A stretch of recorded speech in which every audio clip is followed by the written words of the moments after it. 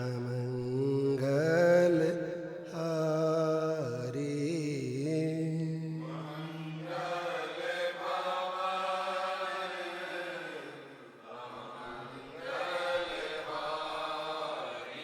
द्रवहूँ सुदशरथ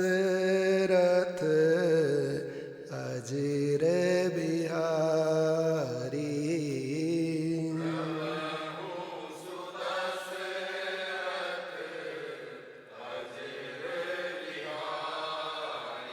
जय विधिनाथ होई हित मोरा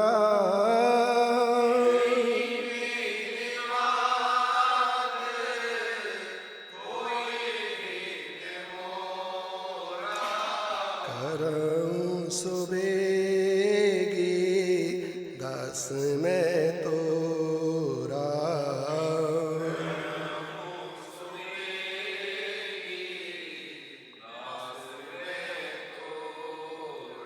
राम सिया राम सिया राम सिया राम सिया राम सिया राम राम सिया राम सिया राम सिया राम राम सिया राम सिया राम सिया राम राम सिया राम सिया राम सिया राम सिया राम सिया राम राम सिया राम जय जय राम सिया राम राम सिया राम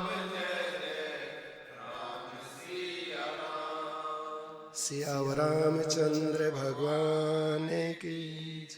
पवन सुत श्री हनुमान जी महाराज की जय। सभी साधु संतों की जय।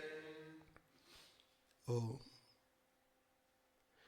भगवान की वाणमयी मूर्ति श्रीमद् योग वासिष्ठ जी, श्री जानकी वल्लभ सरकार, आपके प्रिय करजन श्री राधा माधव सरकार, आपके प्रिय करजन, सभी संत जन, विप्रजन, मातृशक्ति, प्रातः स्मरणीय जन, अनंत बलवंत श्री हनुमंत लाल जी, आप सभी के चरणों में बारंबार वंदन। बोलिए वृंदावन विहारी लाल, राधे रानी सरकार की जय। सभी साधु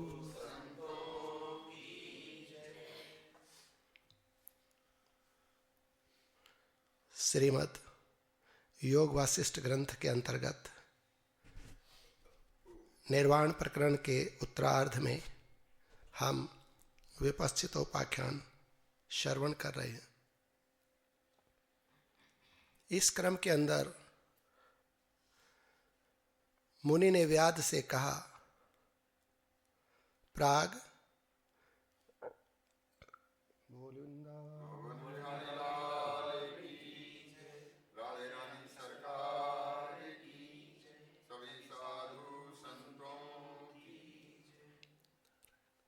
मुनि कह रहे हैं, प्राग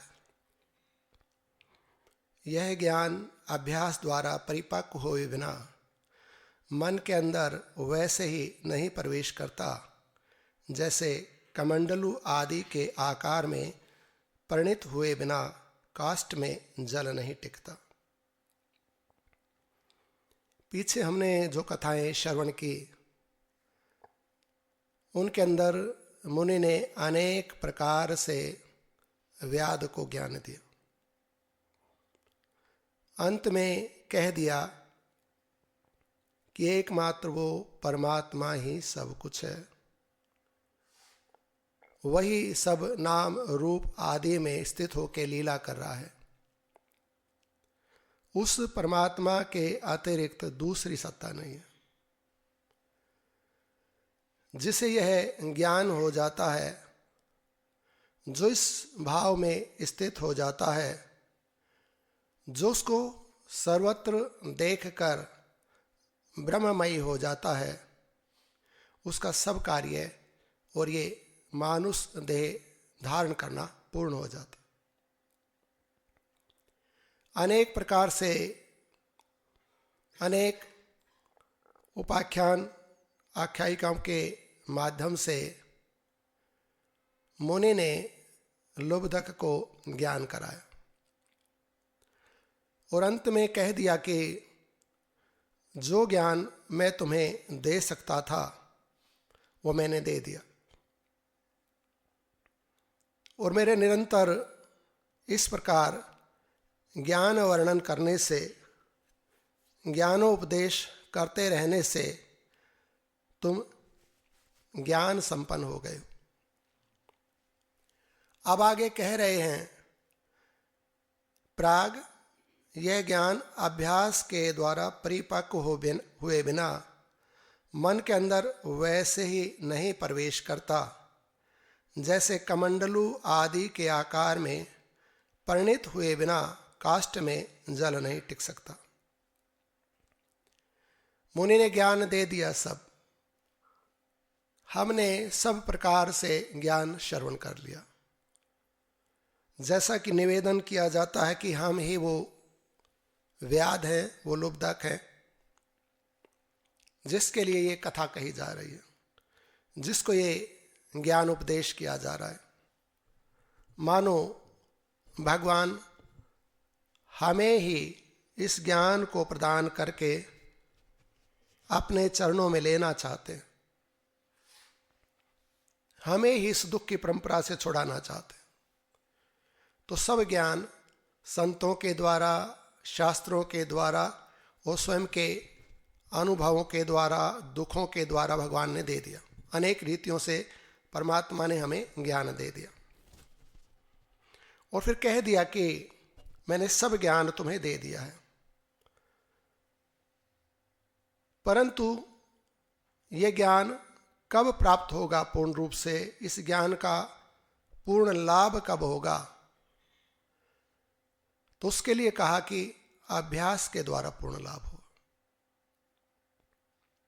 और यदि अभ्यास नहीं किया, इस ज्ञान मात्र को सुन लिया, तो पूरा लाभ नहीं होगा।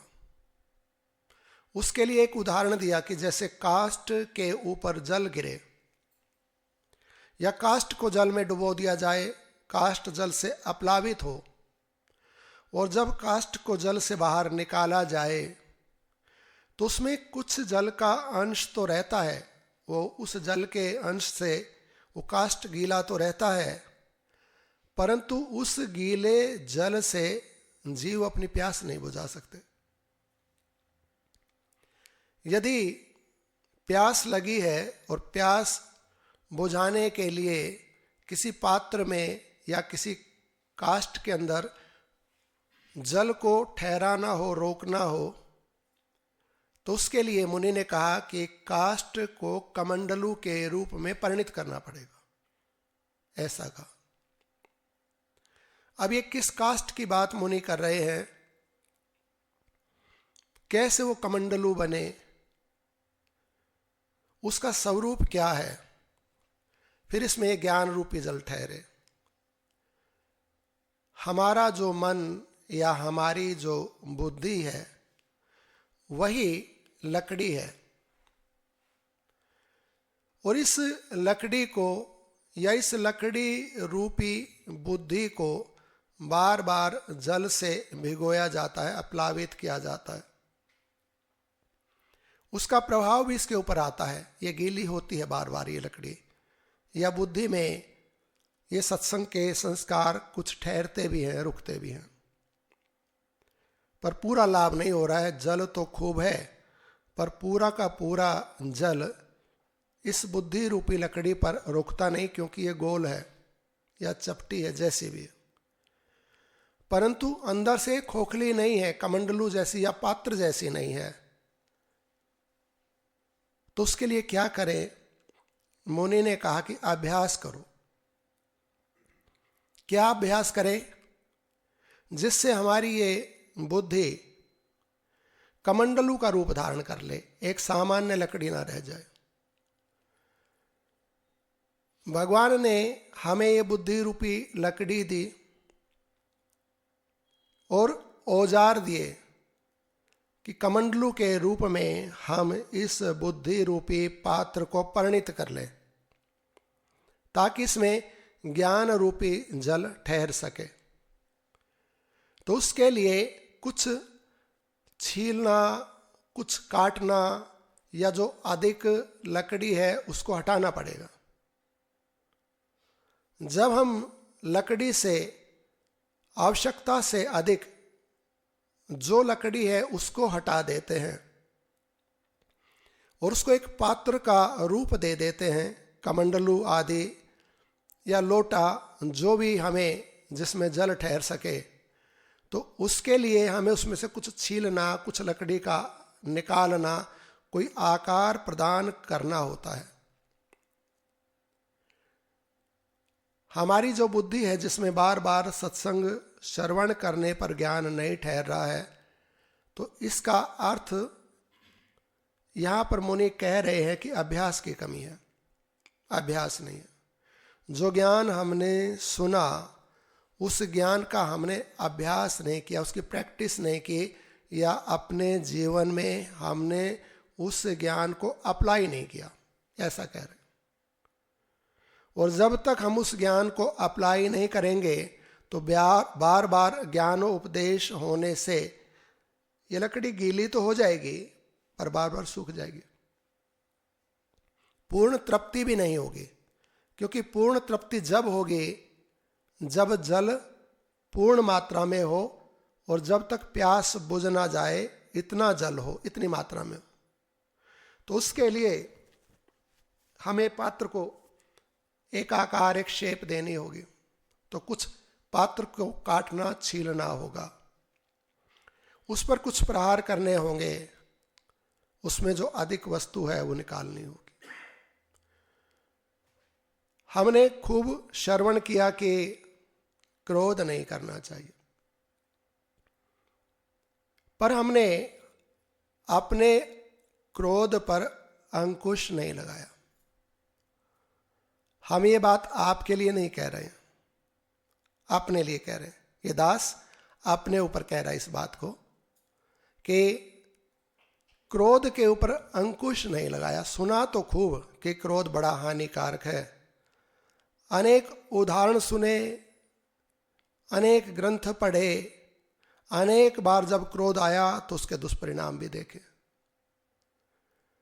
पर एक ही अभ्यास बना रहा कि क्रोध ही करते चले गए, हानि पे हानि होती चली गई और हम अपने आप को ठीक ठहराते चले गए। खुद ही न्यायाधीश, जस्टिस बन गए और खुद ही जस्टिफिकेशन कर लिया, सेल्फ जस्टिफिकेशन। अपने आप ही अपने आप को न्याय दे दिया कि मैं अमुक कारण से ठीक था, मेरा जो क्रोध करना था ना, उसमें उसने इतनी बड़ी गलती कर दी थी कि मेरा क्रोध करना बड़ा उचित था, और जो मैंने क्रोध किया ना वो बड़ा ठीक था। वो तो कम रहा, थोड़ा अधिक भी करते तो भी कोई हानि नहीं थी। ऐसे अनेक बार जब कामनाएं बहुत बढ़ गई तो सेल्फ जस्टिफिकेशन कर दिया। लोभ खूब दिन प्रतिदिन बढ़ता जा रहा है और खूब अपने आप को संतावना दी जा रही है कि इस कारण से मेरा ये लोभ करना, मेरी ये कामना उचित है।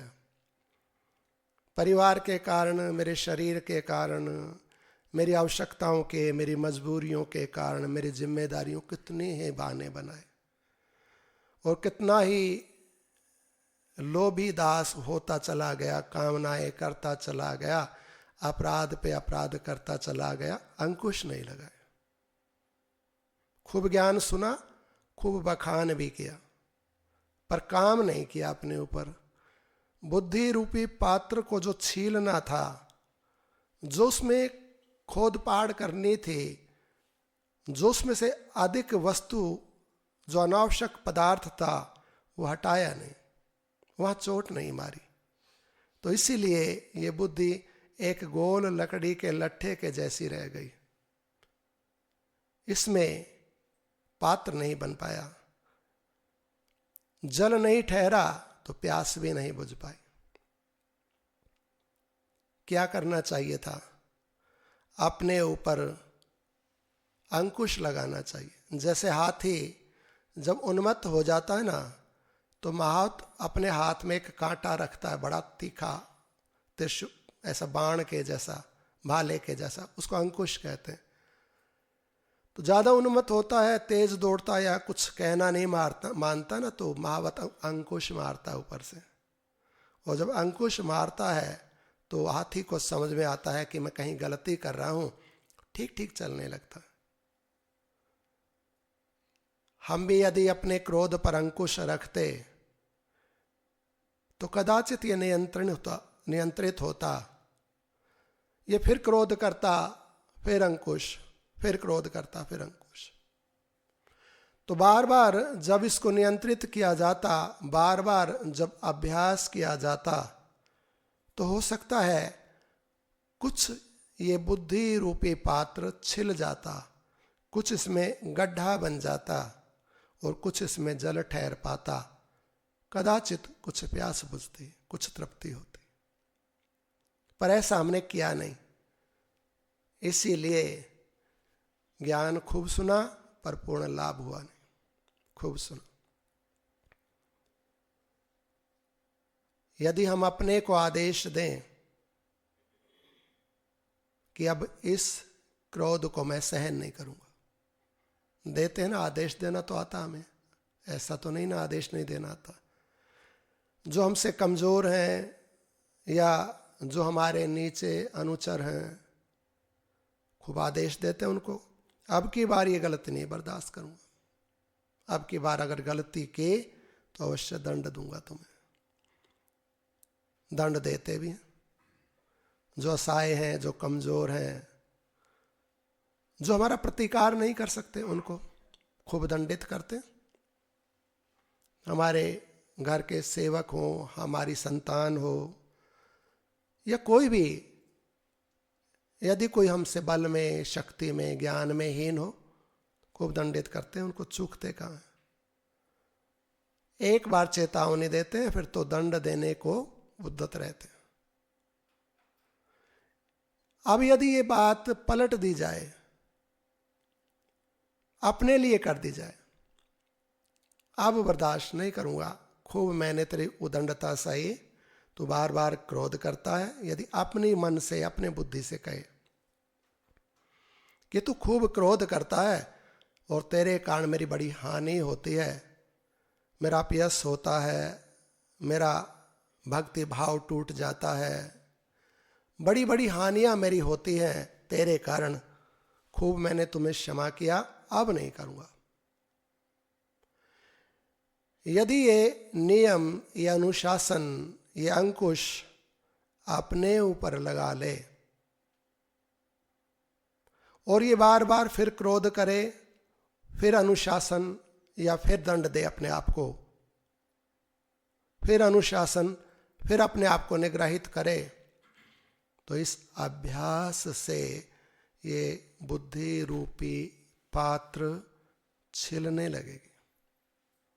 इसमें जो अतिरिक्त वस्तु है ना, ये जो क्रोध है, ये बाहर निकलने लगेगा और इसमें कुछ छेद सा, गड्ढा सा बनने लगेगा, कुछ इसमें जल ठहरने का अवकाश होने लगेगा।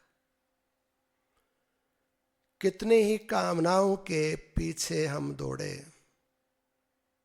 असत्य कामनाओं के पीछे, दुख देने वाली कामनाओं के पीछे। हमने देखा कि जो परिवारजन या जो भी हमसे कमजोर हैं, वो कोई अधिक कामना करते हैं जो अनुचित हैं, तो बड़ा अनुशासन उनके ऊपर लगाते हैं, बड़ा दंड उनको देते हैं, पर अपने ऊपर दृष्टि नहीं डाली कभी। बड़े अपराध करते चले गए, मनमानी करते चले गए, कामनाओं के वशीभूत होते चले गए, कभी अपनी बुद्धि रूपी पात्र को छीला ही नहीं। स्थान ही नहीं बनाया कभी उसमें। भगवान ने कहा था तू दूसरों का निग्रह करना छोड़, वो तेरी ड्यूटी नहीं है। तू किस किस को नियमित करेगा, किस किस को ठीक करेगा। और चलो तू यदि उनको नियमित या ठीक करना चाहता है तो पहले तुझे स्वयं तो ठीक और नियमित होना चाहिए। तू खुद उस कार्य को जानता नहीं, खुद उस कार्य को करता नहीं और दूसरों से आशा करता है, दूसरों पे हुक्म चलाता, अनुशासन में रखता है, तो क्या ये ठीक है? ऐसा करना उचित है क्या? क्या इससे तेरा लाभ हो जाएगा? तुझे मैं मिल जाऊंगा इससे? इससे नहीं मिलूंगा मैं। तू अपने आप को भी धोखा दे रहा है और मुझे भी धोखा दे रहा। मैं तेरे धोखे में आने वाला नहीं, अंततः तू ही धोखे में रह जाएगा। इसलिए सबसे पहला अनुशासन या अपनी कामनाओं के ऊपर जो विरोध है ना, या जो रोकना है, इनको अपने ऊपर लागू कर। पहले अपने पे दृष्टिपात कर कि कितनी कामनाओं से भरा है तू। अब रोक इनको, परीक्षण करके देख ले, अपने ही पास्ट को देख ले कि जिन कामनाओं के वशीभूत होके तूने दूसरों के तिरस्कार कर डाले, हानियां कर डाली, कितना लाभ हुआ तुझे उनसे। परीक्षण करके देख ले अपने ऊपर। जब हम ईमानदारी से अवलोकन करते हैं ना अपने आप का, तो पाते हैं कि कामनाओं के वशीभूत होकर कितने ही गलत कार्य हमने कर डाले, पर उनसे वस्तुतः कोई लाभ भी तो नहीं हुआ। अब क्या करें? अभी भी कोई देर नहीं हुई है, अभी भी कार्य बन सकता है। अब इस लकड़ी को छीलना प्रारंभ करें। परमात्मा ने सब औजार दिए, अपने ऊपर कार्य करें। अपनी इस बुद्धि को अब कमंडलू बनाने के लिए कार्य करें। अब इस पे छील हो, अब इस पे चोट लगे या थोड़ी छेड़ियों की, अब इसमें से फालतू वस्तुएं निकलें बाहर, अब इसमें कुछ अवकाश बने जिसमें ये ज्ञान रूपी जल ठहर सके। तो पहला कार्य करें। यदि उचित लगता है, यदि कोई अपने आप को क्रोधी पाता है, जो हम जैसा कोई हो, तो उसको जब भी क्रोध आए तो उस वक्त अपने आप को आदेश दे, अब बर्दाश्त नहीं करूंगा, अब तेरी नहीं चलेगी। तो बार बार अपनी मनमानी करता चला गया और मैं सहन करता चला गया, अब नहीं सहन करूंगा। कैसे? जैसे अपने नौकर को बोलता है। परिवार में जो अपने छोटे होते ना बालक, जब उनको बोलता अब तेरे क्रोध को, अब तेरी गलती को बर्दाश्त नहीं करूंगा, अनेक बार किया, अब तुझे दंड मिलेगा यदि किया तो। और फिर बालक को या नौकर को दंड देता भी है तो अपने को भी दे, दंडित करे, और वो दंड भी स्वयं निर्धारित करे। अब यदि मुझे क्रोध आया तो पहले अपने आप को आदेश दे कि मैं अब तुझे बर्दाश्त नहीं करूंगा, अब क्रोध नहीं आना चाहिए। और यदि आ रहा है, आ गया, रोके, और नहीं रुक रहा है तो फिर अपने आप को दंडित करे। भोजन छोड़े, भगवान का नाम जप करे, पीड़ा का अनुभव करे, कुछ भी करे, जो दंड उचित लगे वो दे दंड अपने आप को।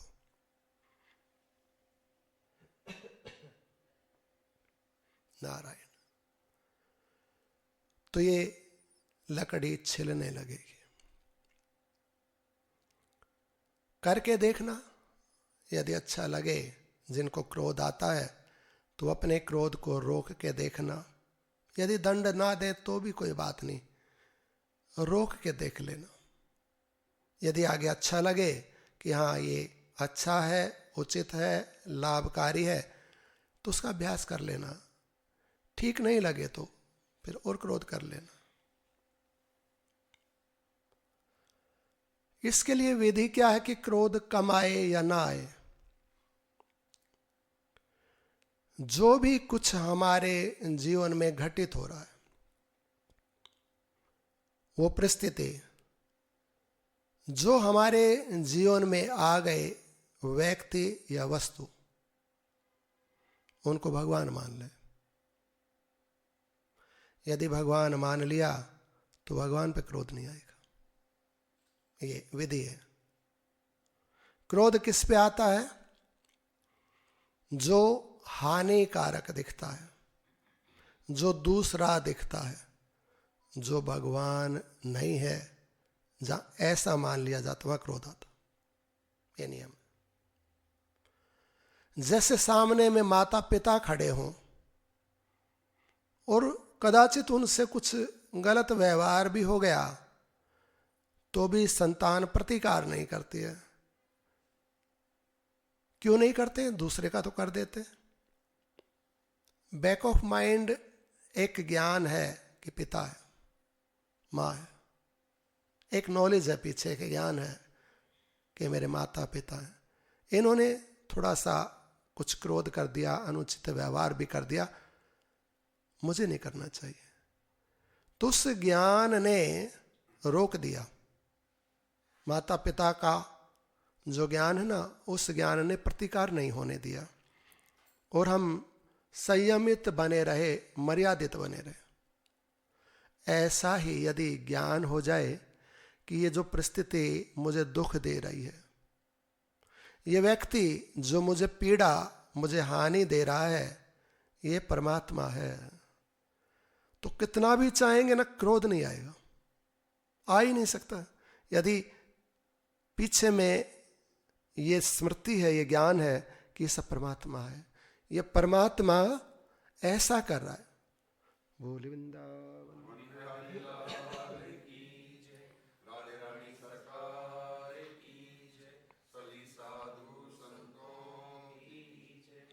नारायण। अब ये कोई प्रश्न कर सकता कि परमात्मा क्यों करेंगे ऐसा? परमात्मा प्रतिकूल परिस्थिति बन के क्यों आएंगे? वो रोग बन के क्यों आएंगे? वो कोई हमारी हानि पहुंचाने वाला या हमारा अपमान करने वाला व्यक्ति क्यों बन के आएंगे? परमात्मा तो हितकर हैं, सबके लिए प्रेम करने वाले हैं, सबके लिए। क्यों करेंगे वैसा? इसलिए आएंगे क्योंकि हमसे प्रेम करते हैं। तो ये कैसा प्रेम है कि प्रतिकूल परिस्थिति या व्यक्ति के रूप में आए। बालक जब ठीक से पढ़ता नहीं है ना, या अपने कर्तव्य का ठीक से पालन नहीं करता है ना, तो माँ बाप बड़े कठोर बन जाते हैं और एक कठोर रूप धारण करके या कठोर अनुशासन उसके जीवन में लगा देते हैं। अब बालक कहे कि मेरे माँ बाप है कि शत्रु हैं, इतना कठोर अनुशासन मेरे जीवन में है, और मेरे को दंड भी दे देते हैं कई बार तो खाना पीना बंद कर देते हैं, सोना चाहता हूँ सोने नहीं देते, मैं जागकर टीवी देखना चाहता हूँ जागने नहीं देते, टीवी बंद कर देते हैं। ये कैसे मेरे माता पिता है? मेरे हैं कि माता पिता मेरे हितैषी हैं कि शत्रु हैं? पर जब बड़ा होता ना तो जान जाता नहीं, वस्तुतः मेरे हितैषी थे। यदि इन्होंने वो काम नहीं किया होता ना, तो जो मेरी ट्रेनिंग थी ना, मुझे बड़ा बनाने के लिए, शिक्षित करने के लिए और अपने पैरों पे खड़ा होकर स्वावलंबी होने के लिए, वो जो शक्ति थी ना, वस्तुतः वही अनुग्रह था। यदि बालक को ये बात ज्ञात हो जाए कि ये जो कड़ाई है माता पिता की, ये मेरे लिए हितकर है और ये मेरे शत्रु ने, वस्तुतः यही मेरे प्रेमी है, तो बालक उनकी बात का विरोध नहीं करेगा, प्रतिकार नहीं करेगा। अब बालक में तो ये बुद्धि होती नहीं कि वो इस बात को समझ सके, पर हमें तो इस बात की बुद्धि है कि हमारे जीवन में जितने भी प्रतिकूलता आ रही है वो परमात्मा है। क्यों आए परमात्मा प्रतिकूल परिस्थिति के रूप धारण करके? क्योंकि हमारे दुखों को काटना चाहते हैं, हमारे जितने भी रोग उनका अवसान, उनको समाप्त करना चाहते हैं और इस परम दुख की परंपरा को रोकना चाहते हैं। वो हमें ट्रेनिंग दे रहे हैं। और जैसे ट्रेनर बड़ा सख्त होता है, बड़ा सख्त होता है, पर जितना ट्रेनर सख्त होता है ट्रेनी उतना ही कुशल हो जाता, उतना ही ट्रेनी को लाभ होता। तो ये जो कठोर परिस्थिति के रूप में या व्यक्ति के रूप में, अपमान के रूप में, हानि के रूप में, या जिसको हम खराब मानते हैं उसके रूप में परमात्मा है, ये बात यदि समझ में आ जाए ना तो क्रोध नहीं आएगा। और बात कोई ऐसी नहीं है कि समझ में ना आए, इतनी क्लिष्ट नहीं है।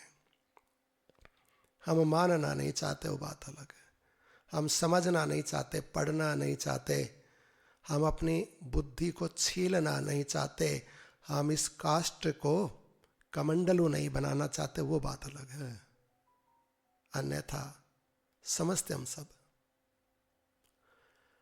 अब यदि ये बात ठीक लगती है तो थोड़ा अनुशासन करें अपने ऊपर कि आज से मैं क्रोध नहीं करूंगा। करके देखना, यदि लाभ मिले तो आगे करना उसको। आएगा ये, क्योंकि अभ्यास है, तो रोकना अपने आप को, डांटना, धिक्कारना, पश्चाताप करना अब नहीं करना है।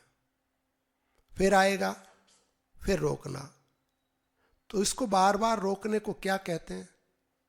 इसको अभ्यास कहते हैं, इसको प्रैक्टिस कहते हैं। तो बार बार अभ्यास करने से क्या हो जाता है?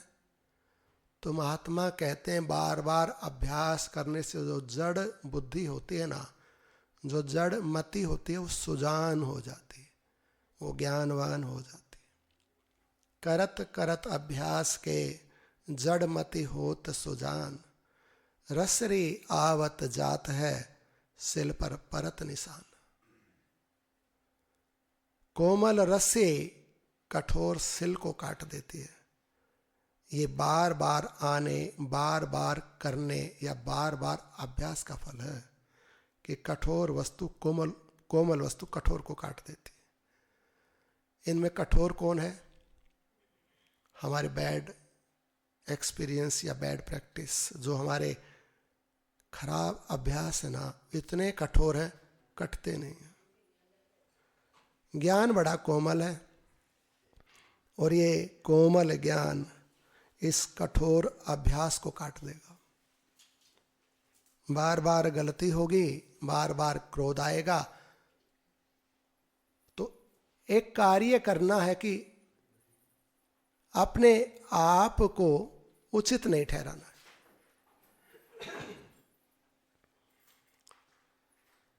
सेल्फ जस्टिफिकेशन नहीं करना है, उचित ही था मेरा ऐसा करना, नहीं। भले ही करना पड़े या किसी परिस्थिति अनुसार हो जाए, पर अपना ईमानदारी से निरीक्षण करना, अपने को दंडित भी करना। पाएंगे कि ये बुद्धि रूपी पात्र कमंडलों में परिणित होने लगा है। और एक नियम लें कि हम दूसरों का अपमान नहीं करेंगे। क्यों नहीं करेंगे जी? हमें अपना अपमान बड़ा पीड़ा देता है। तो जब हम दूसरों का अपमान करते हैं ना, तो ठीक वैसी ही पीड़ा उनकी होती है। कैसे रुकेगा ये? कैसे हम अपमान को छोड़कर दूसरों को आदर, सत्कार, सम्मान देंगे? कैसे होगा? पीछे मुनि ने कहा, व्याध तू ऐसा मान ले सब परमात्मा है। तो ये जो ज्ञान सुना ना, सब परमात्मा है, वासुदेव सर्वमिति। अब इस ज्ञान को अप्लाई करें, अपने अभ्यास में लेके आए कि इसका मैं कैसे अपमान करूं, ऊंची भाषा में कैसे बोलूं। तो परमात्मा कहीं आवश्यकता हो बोलना पड़ जाए बाहर से नाटक के रूप में, वो भिन्न बात है। ऐसा अनुशासन या ऐसा नाटक संत परमात्मा करते हैं, पर भीतर में भेद नहीं रहता है, भीतर में एक जैसे रहते हैं। जब ऐसी स्थिति हो जाए ना, और कहीं करना पड़ जाए कुछ क्रोध या अनुशासन इत्यादि, तो वहाँ तो लाभ होता है। जैसे संत क्रोध करके किन्हीं उदंडियों को श्राप दे देते हैं, पर आज तक आप एक भी ऐसा उदाहरण नहीं बता सकते कि किसी महात्मा ने किसी को श्राप दे दिया क्रोध में आके और उसका हित हो गया। पाएंगे कि उस श्राप से ही उनका कल्याण हो गया। कैसे हो गया? क्योंकि भीतर से वो स्वयं कल्याण रूप है, स्थिर है, शांत है, अनुशासित है, भगवद स्वरूप आत्मवित है। बाहर से किया नाटक के रूप में।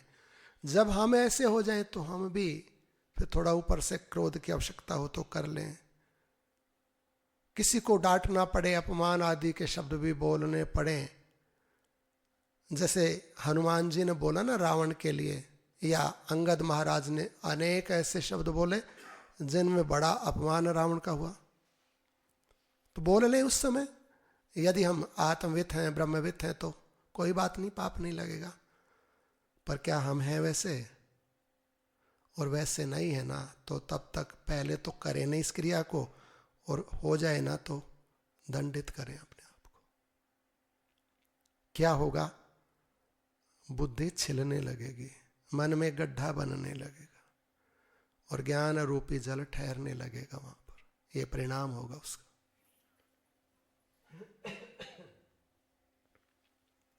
अनेक चीजें हैं ये, अनेक दोष हैं हमारे अंदर। लोभ से हम भरे पड़े हैं, लोभ के वशीभूत होकर कितना गलत कार्य कर देते।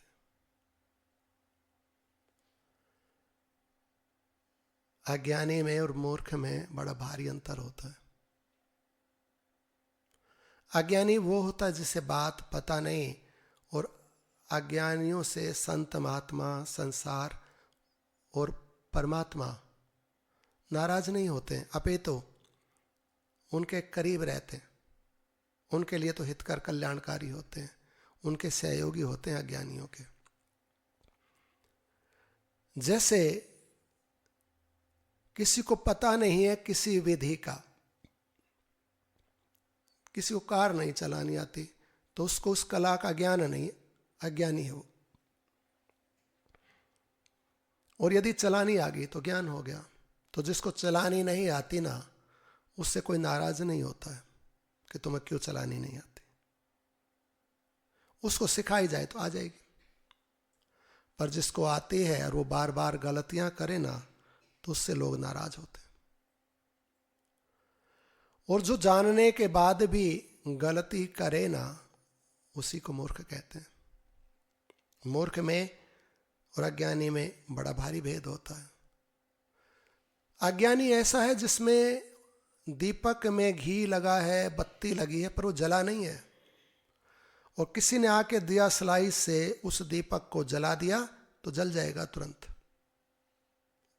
तो पहले नहीं जला था तो उसको आप अज्ञान कह लो, अब दीपक जल गया तो उसको ज्ञान कह लो।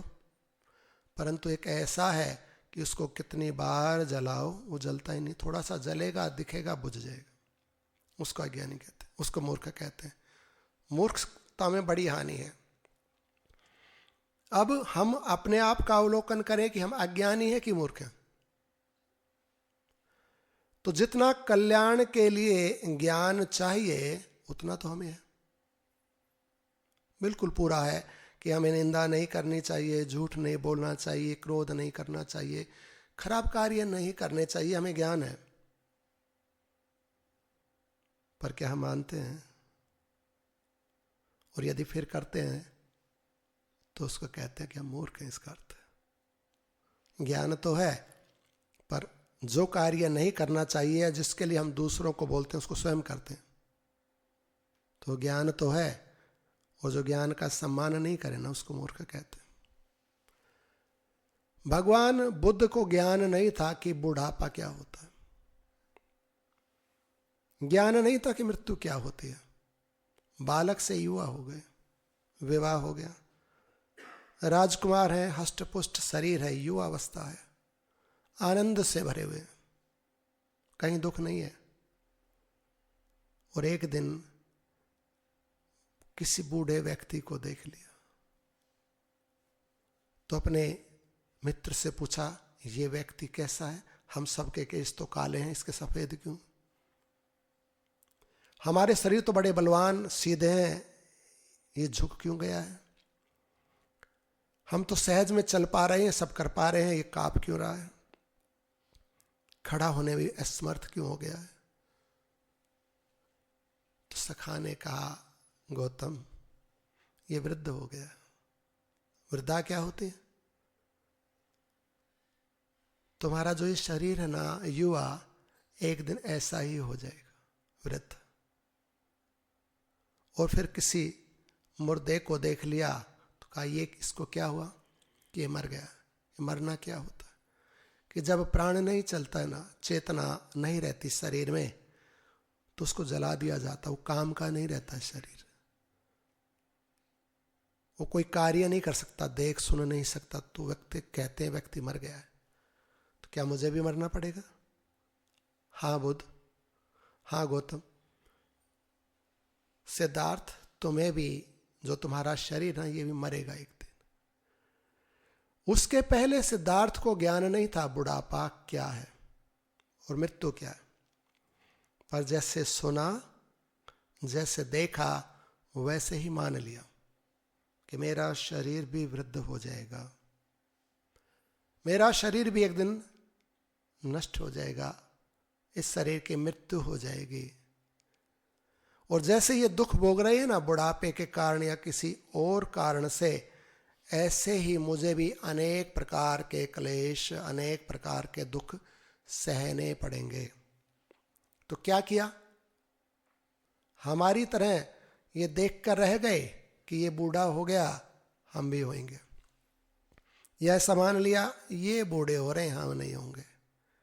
या अनेक बार मृत्यु के घाट पर जाते हैं संस्कार करने लोगों का, उनको जलते देखते हैं पर मानते नहीं कि मैं मरूंगा, मेरा शरीर भी जलेगा। कहाँ मानते हैं? रोज देखते हैं एक कार्य को, अपने मुंह से उसका बखान भी करते हैं कि बुढ़ापा आएगा, दुख आएगा, शरीर मर जाएगा, वो मर गया, वो मर गया, वो मर गया। पर ऐसा कभी भीतर से मानता नहीं कि मेरा शरीर मरेगा और इस शरीर को लकड़ियों पर रख दिया जाएगा और इसको अग्नि दे के जला दिया जाएगा। इस शरीर को, मेरा शरीर जलेगा लकड़ियों के जैसे धू धू करके, ऐसा कभी नहीं मानता। और जो ऐसा नहीं मानते ना, उन्हीं को मूर्ख कहते हैं। जिसको ज्ञान है और जो ज्ञान को आदर ना देना, उसको मूर्ख कहते हैं। तो मूर्ख बड़ा खतरनाक होता है। वो सबसे ज्यादा हानि तो अपनी करता है, और जो अपने लिए हानिकारक है दूसरों के लिए लाभदायक कैसे होगा? कबीर साहब कहते हैं, कोयला भी हो उजरा, जरी परी जो सेत, मूर्ख होए ना उजरा, जो कोयला का खेत। कहते हैं कोयला कितना काला होता है, उसको यदि अंगीठी में लगा दो ना तो गोरा हो जाता। काले कोयले की जो राख होती है ना, वो गोरी हो, सफेद हो जाती। कहता कोयला भी हो उजरा, जरी परी जो सेत, यदि सेत में लगा दे, अंगीठी में लगा देना तो सफेद हो जाता है।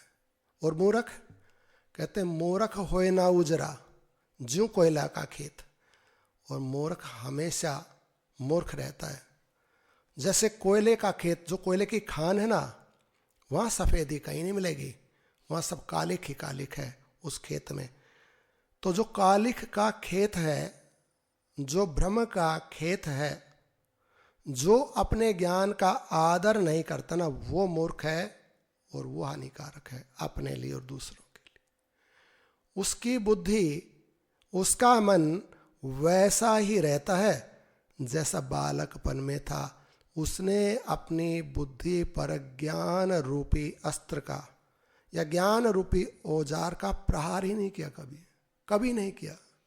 कभी छीला ही नहीं अपनी बुद्धि को पात्र बनाने के लिए, कभी अपने मन पे अंकुश लगाया ही नहीं, बस मनमानी करता चला गया, ज्ञान सुनता चला गया और मनमानी करता चला गया, सत्संग करता चला गया और मन के वशीभूत होता चला गया। ऐसा नहीं है कि जो सत्संग सुना वो व्यर्थ हो जाएगा, ऐसा नहीं है। उसका लाभ है, पर क्या पूरा लाभ इसको मिलेगा? जो मनमुखी है, जिसने कभी अपनी बुद्धि पर, अपने मन पर, अपने आप पर चोट ही नहीं की, प्रहार ही नहीं किया, जिसने कभी अपने में सुधार की कोई कोशिश ही नहीं की, क्या उसको सत्संग का पूरा लाभ मिलेगा? पूरा नहीं मिलेगा। फिर जन्म परंपरा प्रारंभ हो जाएंगी, फिर कितने ही जन्म लग जाएंगे। जो काम इस जन्म में होना था उसके लिए कितनी बड़ी श्रृंखला बन जाएगी। कब जाकर कल्याण होगा कह नहीं सकते। ज्ञान व्यर्थ तो नहीं होगा, पर जो कार्य इस जन्म में आज बन सकता है ना, उसके लिए पता नहीं कितने जन्म, कितना समय लग जाएगा, कह नहीं सकते।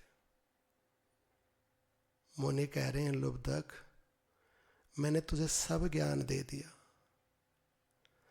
पर यह ज्ञान जब तक तेरी बुद्धि में नहीं ठहरेगा, जब तक कि तू अपनी बुद्धि रूपी लकड़ी पर प्रहार करके इसको कमंडलू के रूप में परिणत नहीं कर लेगा, जब तक तू इस ज्ञान का अभ्यास नहीं करेगा ना, तब तक ये ज्ञान बह जाएगा, ठहरेगा नहीं तेरी बुद्धि में, तुझे लाभ नहीं होगा इसका पूरा। तो नियम बनाए अपने लिए, दूसरों के लिए नहीं। फ्लेक्सिबल रहें दूसरों के लिए और कठोर रहें अपने लिए। जितनी कठोरता अब बाहर की, दूसरों पे की ना, अब अपनों पे, अपने पे करें। और जितना कठोर दूसरों पे रहा, अब फ्लेक्सिबल हो जाए उनके लिए। तो बुद्धि शेप लेने लगेगी, आकार धारण करने लगेगी, और ज्ञान रूपी जल ठहरने लगेगा उस बुद्धि में। तो क्रोध के ऊपर, अपने ऊपर अंकुश लगाए, कामनाओं पे अंकुश लगाए, अपने लोभ पे नियंत्रण करे। और जो सबसे बड़ी हानि हमारी करता है ना, उस मूर्खता को अब छोड़ दें। क्या करें? अपने ज्ञान को आदर देना प्रारंभ करें। अब मान ले मरूंगा मैं, नष्ट होगा ये शरीर, मेरा नहीं है, ये दिया हुआ है किसी का, मिसयूज नहीं करूं मैं इसका। अब इस शरीर का, इस जीवन का सदुपयोग कर लूं, गवा नहीं दूं अब इस अवसर को, खो नहीं दूं, अब इसको सार्थक कर लूं। जो ऐसा अपने ऊपर कार्य करेगा ना, वही ज्ञानी है। उसी ने पूरा पूरा सत्संग सुना, उसी को पूरा पूरा लाभ भी होगा। और जो सुन के क्या, हाँ बड़ा बढ़िया कथा थी, खूब सुना, बड़ा अच्छा बोले, बड़ा खराब बोले, ये चीज़ ठीक थी, वो खराब थी, ऐसा करना चाहिए था, वो बोलना चाहिए था, हम तो इतना जानते हैं, वो करते हैं, वो करते हैं, ऐसा करके पल्ला झाड़ के गया, अपने आप को बुद्धिमान मानता रहा, अपने ऊपर अनुशासन कभी किया नहीं, अपने दोष कभी देखे नहीं, अपने ऊपर कार्य किया नहीं ना, लुट जाएगा। बड़ा बुद्धिमान मानता है ना, मूर्ख सिद्ध हो जाएगा। वहाँ नहीं चलेगी ये चतुराई। जब यम के दूत आकर पकड़ लेंगे ना, तब धरी रह जाएगी सारी चतुराई, वहाँ नहीं चलेगी। तो क्या करें? अब मूर्खता को छोड़ दे। जो ज्ञान सुना, अब उसका कुछ अंश तो अभ्यास करे, अप्लाई करे अपनी लाइफ के अंदर, अपने जीवन के अंदर। कुछ तो अपने आप को अनुशासित करे, थोड़ा तो भक्त बनाए भगवान का, बाकी कार्य तो परमात्मा कर लेंगे। जैसे बालक थोड़ा प्रयास करता ना, तो बाकी माँ बाप कर देते। थोड़ा सा चले, थोड़ा सा उठने का प्रयास करे, तो माँ बाप खड़े हो जाते हैं हाथ पकड़ के, तू उठ, तू चल, मैं सारा दूंगा। तो थोड़ा तो करे। और यहाँ अपने आप को बुद्धिमान मान के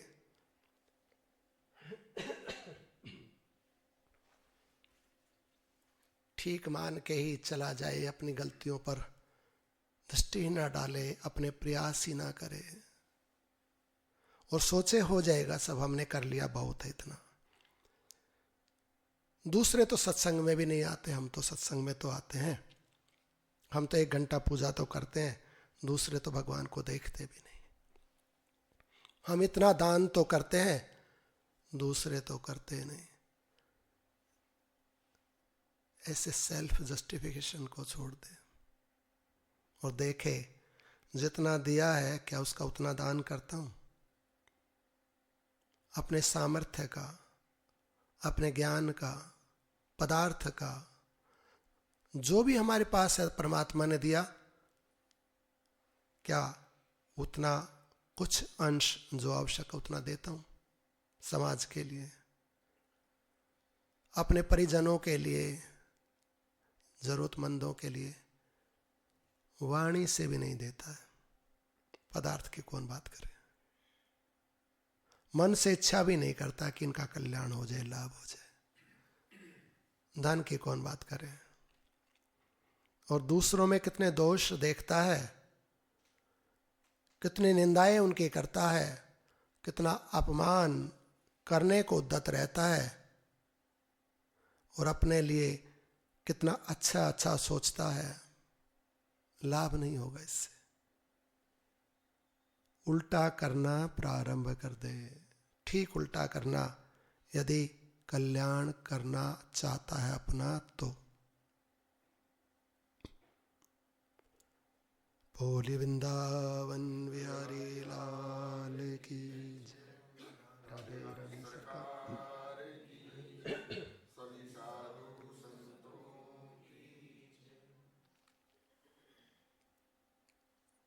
मुनि कह रहे हैं, एकमात्र गुरु और शास्त्र के सेवन रूपी अभ्यास से बोध में विश्राम प्राप्त होता है। द्वैत और अद्वैत की दृष्टि शांत हो जाती है, तब चित्त निर्वाण कहलाता है। एकमात्र शास्त्र और गुरु के सेवन रूपी अभ्यास से ज्ञान प्राप्त होगा। गुरु का सेवन, शास्त्र का सेवन, और इस सेवन का जो अभ्यास है वो क्या इतना ही है कि हमने गुरु की सेवा कर ली, उनकी कुछ इच्छाएं पूरी कर ली, शास्त्र को पढ़ लिया, सुन लिया, सुना दिया, इतना ही है? कह रहे नहीं, इस ज्ञान को और गुरु के उपदेश को अपने जीवन में धारण करे, अपने जीवन में उसका अभ्यास करे। और जब आप उस ज्ञान का या शास्त्र आज्ञा का, गुरु आज्ञा का अपने जीवन में अभ्यास करेगा ना, तब बोध प्राप्त होगा, तब ज्ञान प्राप्त होगा। और जब ज्ञान प्राप्त होगा तो उसका फल क्या होगा? तो कह रहे हैं द्वैत की दृष्टि हट जाएगी। द्वैत माने दूसरा, फिर दूसरे की दृष्टि हट जाएगी कि ये कोई दूसरा है, फिर एक रह जाएगा परमात्मा।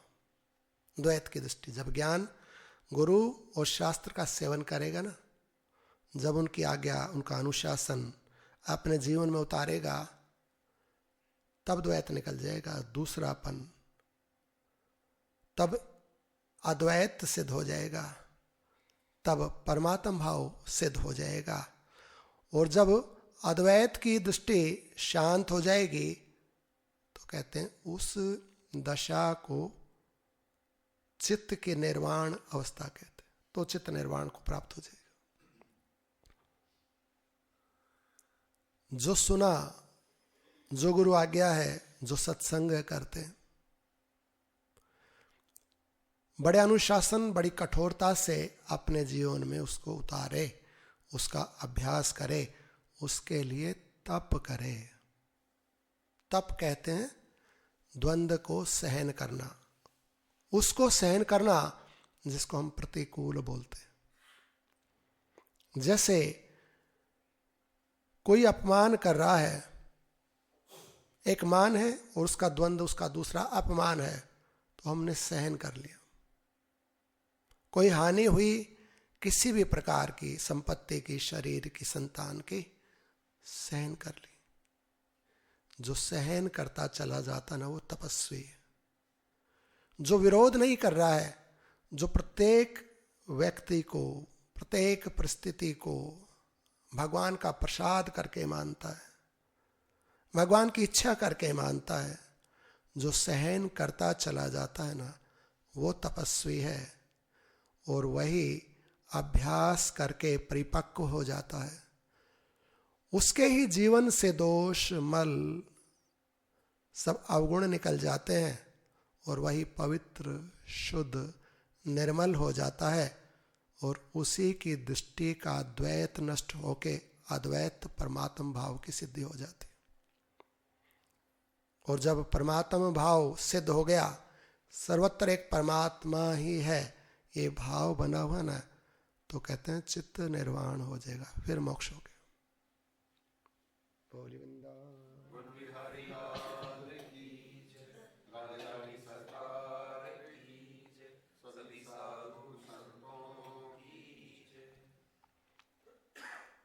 कठोर भाषा प्रयोग की जा रही है कथा के अंदर। आप किसी का हृदय दुखाने के लिए कथा नहीं कर रहे हैं, और ना ही हम आपको ऐसा कह रहे हैं, हम तो अपने लिए कह रहे हैं। आपको तो हम परमात्मा रूप देखते हैं, हमें तो कोई माता पार्वती और भगवान सदाशिव दिखते हैं, कोई हनुमान जी बैठे दिखते हैं, अनेक संत बैठे सामने, आप तो परमात्मा रूप है। हम तो अपनी बात करते हैं, अनेक दोष हम में भरे हुए, अनेक कार्य नहीं किया कभी अपने ऊपर, बस ठीक मानते चले गए अपने आप को, ज्ञानी मानते चले गए, ऐसा सोचते चले गए कि शरीर में जरा और मृत्यु नहीं आएगी। कभी माना ही नहीं कि हम भी मरेंगे। यदि दिल से मान लेते ना, तो संसार से, पदार्थ से इतना प्रेम नहीं करते। फिर तो मान लेते ये वस्तु अपनी नहीं है, छोड़नी पड़ेगी, तो इसके लिए क्यों क्रोध करूं, क्यों किसी की हिंसा करूं, क्यों किसी का दिल दुखाऊं मैं। माना नहीं कभी भीतर से कि ये छोड़नी पड़ेंगी चीजें, ये शरीर मेरे साथ नहीं रहेगा, ऐसा माना नहीं कभी। बड़ी मूर्खता में जीवन जिया। अब तो परमात्मा के चरणों में प्रार्थना है कि प्रभु आप कृपा करो, ये भ्रम टूट जाए, ये मूर्खता हट जाए, पूरे ज्ञानी ना बने ना, तो बस तेरे ज्ञान की एक कण मिल जाए, तेरा प्रेम, तेरे स्वरूप की एक झांकी, बस थोड़ी सी बात समझ में आ जाए कि एकमात्र तू सत्य है, बाकी सब मिथ्या, एक तू मेरा है, बाकी सब झूठ। अभी तक नहीं आई दास के समझ में ये बात। खूब कथाएं की, खूब सुनी, खूब शास्त्र पढ़े, खूब बखान की, पर बात नहीं समझ में आई अभी तक। तो प्रार्थना है कि ठाकुर अब समझा दे, अब इस मूर्खता को हटा दे, अब मैं दूसरों के लिए कोमल और अपने लिए कठोर हो सकूं, अब मैं दूसरों के ऊपर अनुशासन करना छोड़ के अपने ऊपर अनुशासन करना प्रारंभ करूं। अब ये काम, क्रोध, लोभ, ये दुर्वासनाएं अनुशासित हो सके, निकल सके, इनका शमन हो सके, आपकी कृपा से अब ये हो सके, ऐसी कृपा करो। कुछ अंश शास्त्र का अब समझ में आ जाए। मुनि कह रहे हैं जो अभिमान और मोह से रहित हैं, जिन्होंने संग दोष, आसक्ति पर विजय प्राप्त कर ली है, जो नित्य अध्यात्म ज्ञान में लीन रहते हैं, जिनकी कामनाएं पूर्ण रूप से निवृत्त हो गई हैं, तथा जो सुख दुख संज्ञक द्वंद्वों से विमुक्त हैं, ऐसे ज्ञानी पुरुष ही परमात्मा के उस अविनाशी परम पद को प्राप्त होते हैं। ये श्लोक श्रीमद् योग वासिष्ठ जी में अभी आप श्रवण कर रहे हैं, और ये श्लोक ठीक ऐसे का ऐसा श्रीमद् भगवद गीता में भी आया। भगवान ने भी अपने मुखारविंद से इसी श्लोक को गाया है। कहा है, लिखा हुआ है यहां पर, निर्माण मोहा जित्त संग दोषा आध्यात्म नित्या विनिवर्त कामा द्वंदेर विमुक्ता सुख दुख संगेर गच्छन्त मूढ़ा पदम वयम तत्। ये गीता जी में भी 15वें अध्याय में 5वां श्लोक है, और यहाँ योग वासिष्ठ जी में भी आप इस श्लोक को सुन रहे हैं। जो अभिमान और मोह से रहित हैं, हम अपने आप को या इस मैं को सत्य मानते रहते हैं, शरीर को सत्य मानते रहते हैं। ये सबसे बड़ा अभिमान। ज्ञानी महात्मा क्या करते हैं? वो मैं को, मेरे को महत्व नहीं देते। मैं माने अहंकार अज्ञान को, और मेरा माने शरीर संतान संपत्ति इत्यादि। इसको जो महत्व नहीं देता ना, वो ही अभिमान से रहित है। यदि हम बहुत अधिक अपना सम्मान चाहते हैं कि मेरा सम्मान हो, मेरा शरीर संतति संपत्ति बनी रहे, तो कह रहे हैं बहुत अधिक अभिमान है।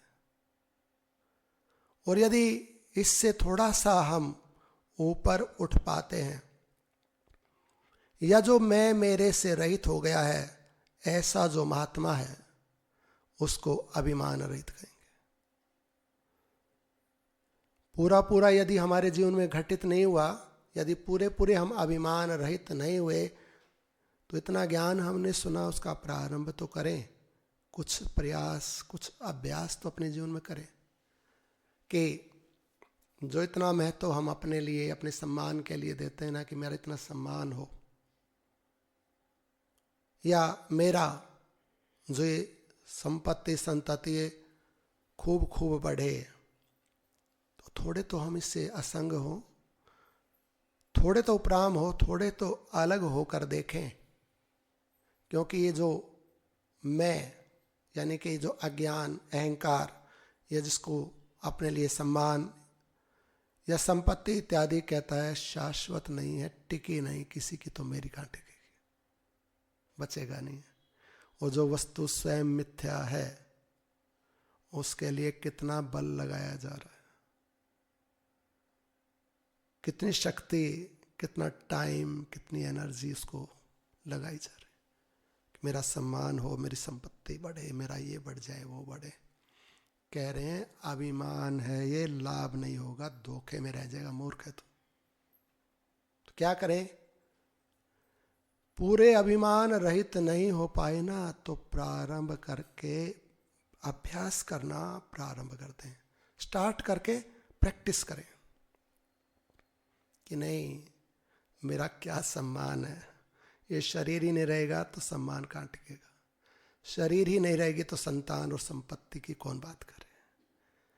जब इस बात को भीतर से स्वीकार कर लेगा ना, तो डिटैच होने लगेगा, असंग होने लगेगा। तो क्या होगा? संग का दोष शमन होने लगेगा। तो आगे कह रहे हैं, जो अभिमान और मोह से रहित हो गए हैं, जिन्होंने संग दोष आसक्ति पर विजय प्राप्त कर ली। आगे क्या होता है? संग के कारण दोष होता है, मान और मोह, इसके कारण उसकी आसक्ति है। मैं मेरा जो ऐसा मानता है, उसके अंदर ही अभिमान और मोह रहता है। अपने को लेके मोह है और अपनों को लेके मोह है। अपने को, मैं को और मेरे को सत्य मानना और उनको बहुत ऊंचा उठा करके देखना, या इनको स्थायी बना के रखने का अभ्यास करना, ये अभिमान है। जिनमें मैं मेरा बहुत अधिक है ना, वो बड़े अभिमानी हैं। और वो ही बड़े रागी हैं, उनमें बड़ा राग है, उनमें बड़ा मोह है, और उन्हीं में संग का दोष बहुत होता है, उन्हीं को आसक्त कहते हैं।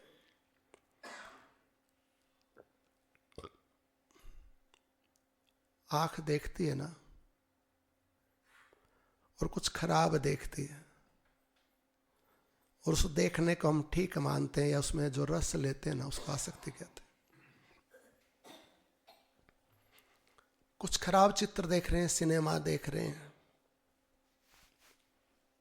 और उसमें रस ले रहे हैं ना, तो ये आंख का दोष, और इस दोष का संग करना आसक्ति है। कान खराब शब्द सुन रहा है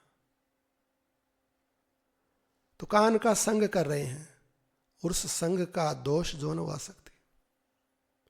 वाणी से खराब शब्द बोलते हैं, शरीर से खराब कार्य करते हैं, ये क्या है? संगी है हमारे।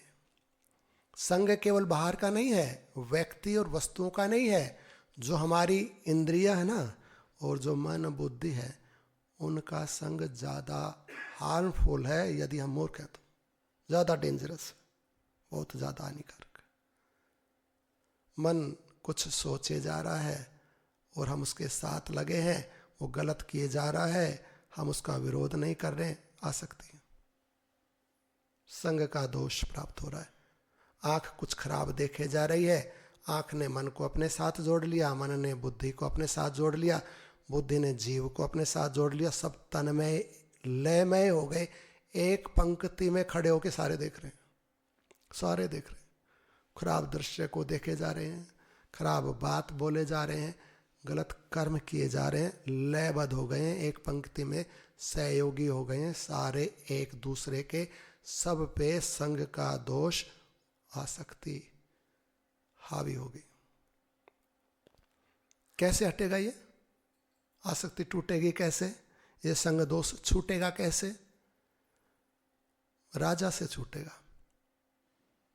राजा को अनुशासित होना पड़ेगा, राजा को कठोर होना पड़ेगा। प्रजा बिगड़ गई, राज्य बिगड़ गया, सब कुछ नष्ट भ्रष्ट हो गया, तो नुकसान किसका हुआ? राजा का। तो यदि राज्य ठीक करना है, प्रजा ठीक करनी है, तो अनुशासन को किसे लागू करना होगा? किसको कठोर बनना पड़ेगा? राजा को। कौन है वो? इसको आप आत्मा कहिए, स्वयं कहिए, तो स्वयं को कठोर बनना पड़ेगा राजा को।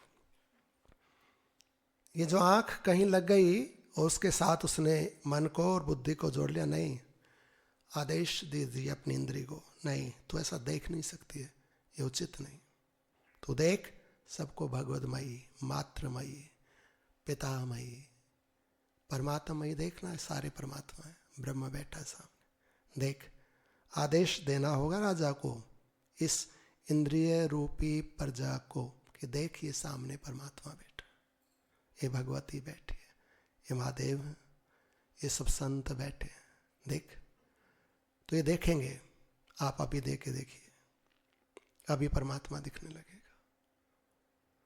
मन को आदेश देना पड़ेगा, तो ऐसा नहीं सोच सकता, बुद्धि को आदेश देना पड़ेगा, तेरा ये विचार उचित नहीं है, तुझे सुविचार लगाना पड़ेगा। तो इस सुविचार में आएगी, ये मन अनुशासित होगा, नियम में आएगा, और ये शुभ करने लगेगा, शुभ देखने लगेगा, बार बार फिर कुसंग में जाएगा, क्योंकि कुसंगी है ना ये। तो फिर इनको अनुशासन करना है, फिर इनके ऊपर दृष्टि रखनी है, फिर राजा बन के रहना है, संग के दोष से आसक्त नहीं होना। बोले वृंदावन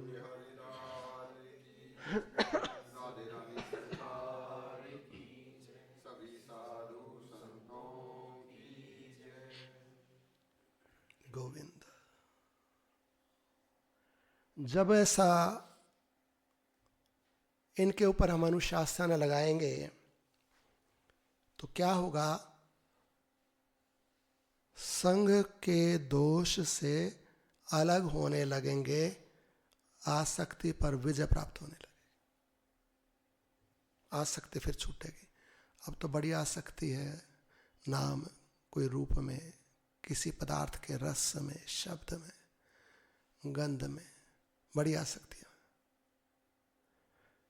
तो जब हम अपने स्वरूप में आएंगे, जान लेंगे कि हम हैं वो राजा जिसके लिए ये राज्य बनाया, ये सब इंद्रियां मेरी प्रजा है, तो उसको अनुशासन में लेके आए। कार्य करे अपने ऊपर, आसक्तियों पर विजय प्राप्त कर ले। कह रहे जो नित्य अध्यात्म ज्ञान में लीन रहते। अध्यात्म ज्ञान परमात्मा का ज्ञान, आत्मा का ज्ञान। अब अगली प्रैक्टिस क्या करनी है? परमात्मा है सब, ये सब परमात्ममयी है, तो उसको सुन लिया, जान लिया, अब उसको अभ्यास में लाना, सब परमात्मा। और जब हम ऐसा पहले मान कर करने लगेंगे ना, तो अनुभव में आने लगेगा, फिर आने लगेगा कि हाँ परमात्मा है। पहले नहीं आएगा, पहले कहेंगे जो बात कही जा रही है ना वो ठीक नहीं है। ये कहते हैं कि सब परमात्मा है नहीं, ये खराब है, ये वस्तु, इसके शब्द खराब हैं, यहां पर व्यवस्थाएं खराब हैं, ये तो बड़ा घमंडी है, ये तो बड़ा दुराचारी है। ये परमात्मा कैसे? नहीं दिखेगा पहले। बोली वृंदावन।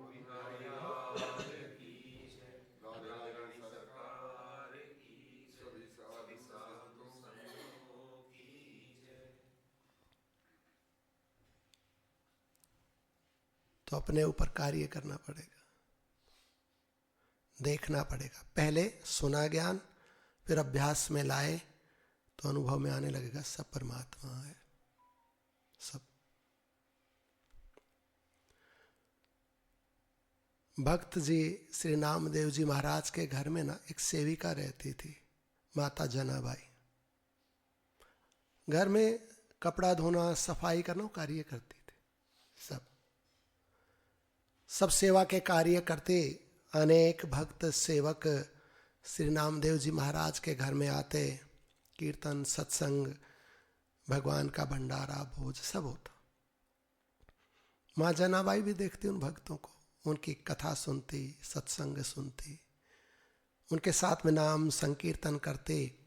देखा कि ये सारे भक्त मिलकर ना एकादशी का व्रत करते हैं, तो एकादशी का व्रत करने लगे देख के।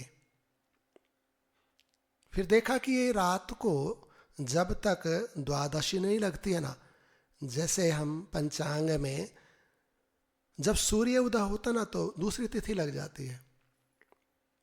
इंग्लिश कैलेंडर में तो 12 बजे दूसरी तिथि आती है, पर हमारे सनातन धर्म में ऐसा नहीं है। 12 बजे दूसरा दिन नहीं मानते हम, 1 बजे 2 बजे भी नहीं मानते। यदि सूर्य उदय 5 बजे हुई ना तो 5 बजे दूसरा दिन लगेगा। 4 बजे सूर्य उदय तो 4, और मान लो सूर्य देव ने गति रोक दी ना और घड़ी में 9 बज गए और सूर्य देव उदय नहीं हुए, तो तिथि नहीं बदलेगी। तिथि कब बदलेगी? जब सूर्य देव प्रकट होंगे ना तो तिथि बदलेगी।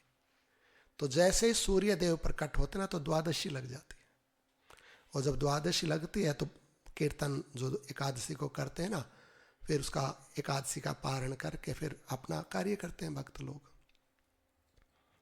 ऐसे ही वहाँ कीर्तन होता, द्वादशी का व्रत होता, भक्त आते, और माँ जनाबाई भी सब देख देख के धीरे धीरे उन श्याम सुंदर की जो भाव भंगिमाएँ हैं, उनकी जो लीलाएं हैं, उनको वो जीने लगी। उनका अवलोकन मानो वो सब विजुअलाइज करने लगी, देखने लगी, और वो दृश्य के रूप में, लीला के रूप में उनके मन में, वाणी में प्रकट होने लगी भगवान की वो रूप माधुरी, वो लीलाएं देखने लगी उन सबको। धीरे धीरे सेवा करती रही और संतों का संग मिलता रहा और चेतन हो गई, ब्रह्म भाव में तन्मय तल्लीन ब्रह्मरूप हो गई। एक दिन एकादशी का व्रत, उसके बाद में संतों का सत्संग हुआ रात्रि भर, और जब द्वादशी प्रारंभ हुई, सूर्य नारायण प्रकट हुए, तो रात भर जनाबाई भी वहीं बैठी एक कोने में अलग रहती थी। वो अपने आप को सेविका मानती थी, भक्तों के बीच में नहीं बैठती थी, अलग से कोने में बैठी सुनती रहती, भगवान की रूप माधुरी की झांकी करती रहती, देखती रहती उनको। सवेरा हुआ, द्वादशी हुई, सब भक्तों ने ये जागरण का कार्यक्रम पूर्ण किया। तो जनाबाई भी उठकर दौड़कर अपने घर में गई। अपने घर के जो आवश्यक कार्य थे वो आवश्यक कार्य करके, स्नान इत्यादि करके वापस आई दौड़ के सेवा करने के लिए। सब सफाई इत्यादि की और कपड़े उठाकर नदी के ऊपर चंद्रभागा, मां चंद्रभागा नदी पे गई दौड़ के और वहां वस्त्र धोने लगी। जब वस्त्र धो रही थी तो स्मृति में आया कि ठाकुर जी का कक्ष, जहां पर सारे संत महात्मा बैठकर कीर्तन कर रहे थे रात्रि भर, वो कक्ष तो ठीक ही नहीं किया, व्यवस्थित ही नहीं किया, वो तो बिखरा पड़ा है। बड़ी ग्लानि से भर गई कि भगवान का कमरा व्यवस्थित नहीं किया, भगवान का कार्य नहीं किया, वहां सब उल्टा सीधा बिखरा पड़ा है। और मैं क्यों भूल गई ये बात, क्यों मैंने छोड़ दिया। तो बड़ी दुख में भर गई, बड़ी ग्लानि में आ गई। बैठी बैठी सोच रही है तो एक वृद्धा माता आई, कहती बेटी तू क्यों दुखी है, किस चीज का पश्चाताप करती है। तो कहने लगी मां, मैं भक्तराज नामदेव जी के घर में सेविका हूं, वहां कार्य करती हूं, मेरी बड़ा अपराध मुझसे बन गया, मैंने ठाकुर जी का कमरा ही नहीं ठीक किया, वो छोड़ के मैं आ गई। अब ये कपड़े धोने में मेरा मन नहीं लगता है, मैं जाऊं तो दूर बड़ा है घर, ना तो इस कार्य को ठीक से कर पा रही हूं और ना वहां इन कपड़ों को छोड़ के जा सकती हूं, मैं दुविधा में फंस गई, बड़ी पीड़ा अनुभव कर रही हूं। तो मां कहने लगी बेटी मैं धो देती हूं तेरे कपड़े, तू जा, दौड़ के जा, ठाकुर जी का कमरा ठीक करके आ जा। कहने लगी मां तेरी बड़ी कृपा, तू एक कार्य करना, एक कपड़े मत धोना, यहां बैठ जा बस रखवाली के लिए, मैं दौड़ के जाऊंगी, सब कमरा ठीक करके ठाकुर जी का बड़ी शीघ्रता से वापस आऊंगी, मैं आके धो लूंगी, तू बस रखवाली कर इनके पास, इतना कार्य मेरा कर दे और मैं अभी आती हूं। हाँ हाँ तू चिंता मत कर, जा आराम से करके। अब गई मां जनाबाई दौड़ के, ठाकुर जी की सब सेवा, उनका कमरा ठीक किया, सब कार्य वो पूर्ण करके बड़े जोर से, बड़ी शीघ्रता से दौड़ के वापस आई ना, तो देखा माँ ने सारे कपड़े धो दिए उन वृद्धा माँ ने, वो सूख भी रहे हैं, सूख गए लगभग, और माता तो जा रही है कार्य करके। इन्होंने देखा इतने थोड़े समय में इतने सारे कपड़े धो दिए और ये सूख गए, बड़ी विचित्र सी बात है। तो कहने लगी माई रुको रुको, आप कहाँ जाती हैं, रुकिए रुकिए। तो माता तो रुकी नहीं, तो पीछे दौड़ पड़ी जनाबाई, दौड़ी तो ठोकर लग के नीचे गिर गई, और जैसे ही ऊपर को दृष्टि उठाई तो माँ तो दिखी नहीं, अंतर ध्यान हो गई, कहाँ चली गई, मैंने नीचे देखा इतनी देर में ऊपर से दिखाई नहीं पड़ी, कहाँ गई माँ। बड़ा कौतुक है, इतनी जल्दी कपड़े धुल गए, सूख गए, और ये माता एकदम से ओझल हो गई, क्या हुआ सब। तो नीचे चरणों के चिन्ह जब देखे ना, तो सामान्य चिन्ह नहीं थे। विचारने लगी ऐसे चिन्ह तो मैंने कभी देखे नहीं, ये किसके चिन्ह है, ये बड़ी अद्भुत बात है। जब कोई चीज समझ में नहीं आई तो दौड़ कर वापस गई। सारे भक्त वहां ठहरे हुए थे नामदेव जी के घर में, जाकर उनसे कहा कि ऐसे ऐसे सब घटना घटित हुई, वो माई ने इतना जल्दी वो सब कपड़े धो दिए, सूख भी गए, और उनके चरण चिन्ह बड़े विलक्षित हैं, सामान्य नहीं है। संत कहने लगे चलो चलो हम देखते हैं चल के। वहां गए ना, तो बालू पर जब चिन्ह देखे ना, बड़े बड़े सिद्ध महात्मा भी थे उनमें, तो रोने लगे, कहने लगे जनाबाई तू धन्य है, तेरा जन्म सफल हो गया बेटी। क्या हुआ महाराज, कहते ये जिनके चरण चिन्ह है ना, वो साक्षात योग माया है, भगवती हैं साक्षात, वो भगवती तेरे कपड़े धो गई आके। क्या मेरे साथ ऐसा कैसे हो गया, तू जो बार बार उनको याद करती है, तू जो सुनती है ना ज्ञान को, उनके भजन को, उनके नाम को, उनकी रूप माधुरी को, तो तू जीती है उसको, जीती है तू उसको, तो उस रूप में खो जाती है, उस भाव में खो जाती है। तो सब कार्य जो करती है ना, वो भगवान का मान के करती है, संतों का मान के करती है। तेरा पूरा चित्त ही भगवत सेवा में लगा रहता है। यद्यपि तू कार्य घर के करती है, सब सेवा करती है, पर तेरा चित्त चेतन हो गया बेटी, इसलिए वो परमात्मा तेरे यहाँ आके तेरे कपड़े धो गया। अब जब ये बात सुनी कि ऐसी कृपा है मेरे ऊपर परमात्मा की, योग माया की, भगवती की, अब तो और भाव आवेश हो गया। अब तो और प्रेम उमड़ने लगा, और ध्यान से सत्संग सुनते, कीर्तन करते। कंडे पाथती थी ना उपले जो गाय के गोबर के, तो उनमें भी बिट्ठल बिट्ठल बिट्ठल बिट्ठल शब्द निकलता था। जनाबाई का इतना प्रकाश हो गया, कबीर साहब काशी से चल के महाराष्ट्र में गए कि मैं माँ का दर्शन करूं, उस भगता का जिसके हाथ के पाथे हुए उपलों में बिट्ठल शब्द निकलता है। और जब गए, जाकर देखा तो कह रही थी मेरे हैं मेरे हैं, पड़ोसन ने उठा लिए। तो कबीर साहब ने कहा कि कैसे कह रही हो तुम्हारे? कहने तुम सुन के देख लो, जो मेरे उपले ना उनमें बिट्ठल के शब्द ध्वनि आते। और जब कबीर साहब ने कान में लगाए ना उपले, तो बिट्ठल बिट्ठल बिट्ठल बिट्ठल ऐसे शब्द आ रहा था। माँ मैं तुझसे मिलने आया था, तू धन्य। वो माँ जनाबाई घर में पोछा लगाती ना, तो उसकी भाव में, उसकी रूप माधुरी में खो जाती, कार्य बंद हो जाता। तो ठाकुर आके पोछा लगाते। अब जब इसे चेतना होती तो कहती है मैंने लगा दिया कि किसने लगा दिया, पता नहीं, उसे याद ही नहीं रहता। चक्की पीसती भक्तों के लिए ना, आटा पीसती थी, आटा पीसते पीसते भाव में चली जाती, वो चक्की बंद हो जाती। तो ठाकुर आके बैठ जाते और चक्की पीसते, पूरा आटा पीस देते, पूरे गेहूं पीस देते। वैसे जब आभास चेतना होती तो कहती है किसने पीस दिया, क्या मैंने पीस दिया या कौन? ठाकुर ने पीस दिया। जो जो कार्य करती ना, और भावावेश के कारण, उससे तन्मय रहने के कारण परमात्मा उसके सब कार्य करते थे। जैसा सुना ना माँ जनाबाई ने, वैसा जिया। उसने मान लिया सब तरफ परमात्मा है, सब ब्रह्म है। तो वो ब्रह्म, वो परमात्मा सेवक बन गया माँ जनाबाई के लिए, महामाया बन गया कपड़े धोने के लिए,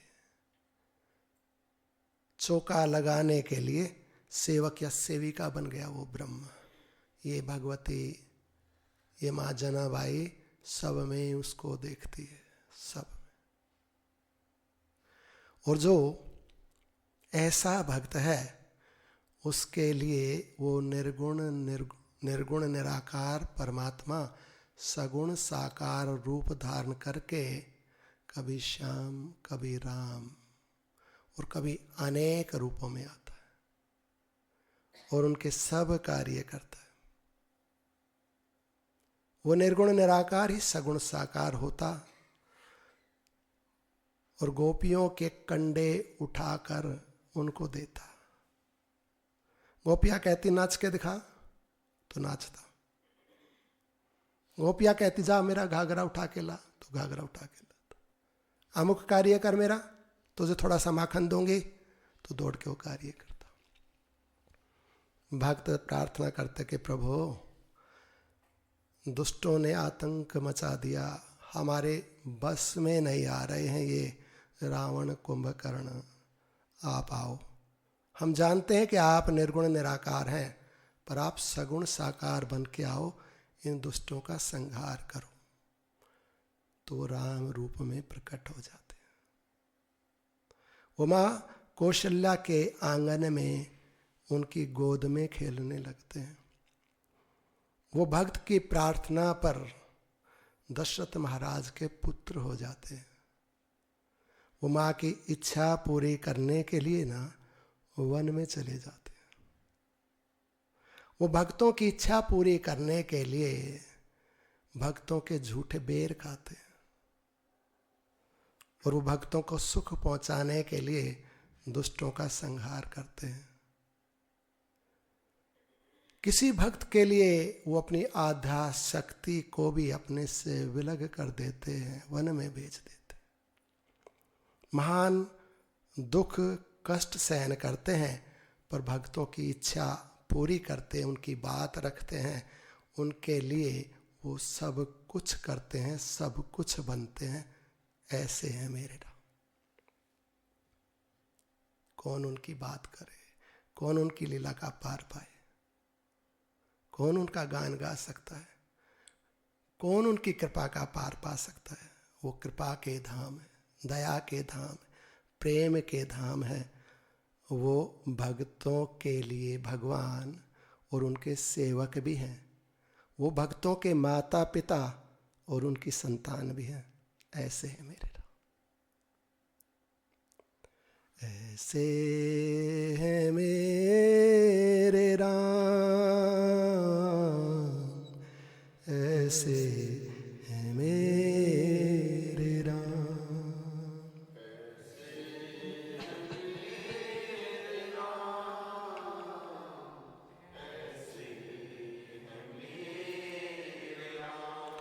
ऐसे है मेरे राम,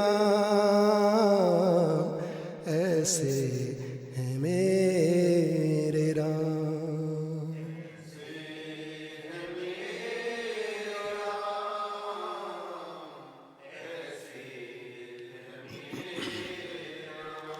विनय भरा हृदय करे, विनय भरा हृदय करे, जिन्हें सदा प्रणाम। ऐसे है मेरे राम, ऐसे है मेरे राम,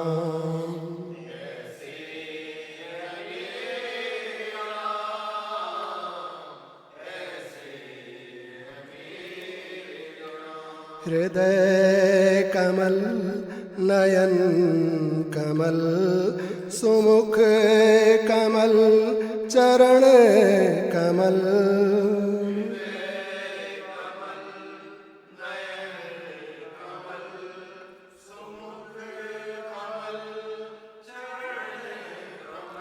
कमल के तुम हो तेज पुंज, कमल के तुम हो तेज पुंज, छवि ललित ललाम। ऐसे है मेरे राम, ऐसे है मेरे राम,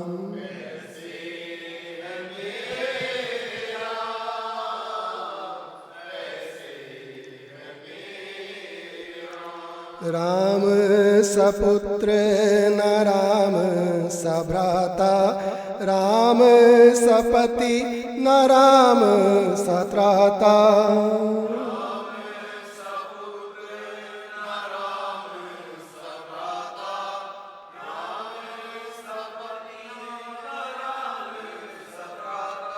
सब राम समित्र न राम सदाता, सबसे निभाए सब सा नाता,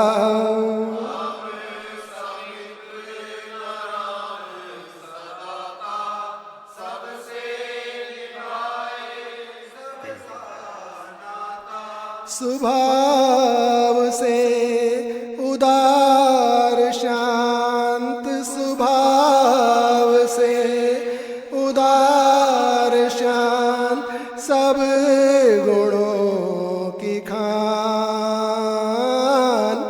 ऐसे है मेरे राम, ऐसे है मेरे राम,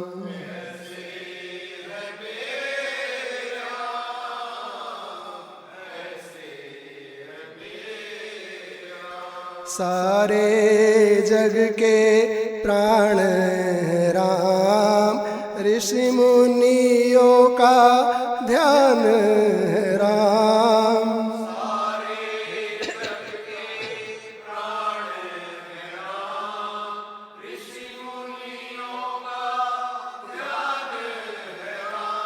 गंधर्वों का गान है राम, मर्यादा का भान है राम।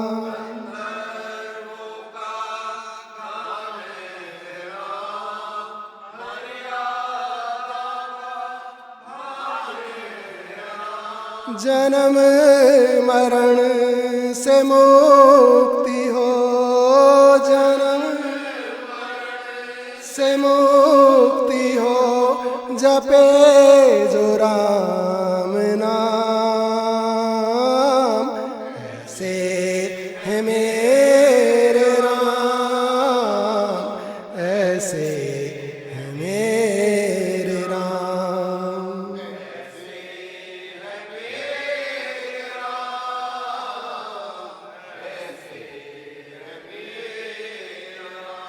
ऐसे है मेरे राम, ऐसे है मेरे राम।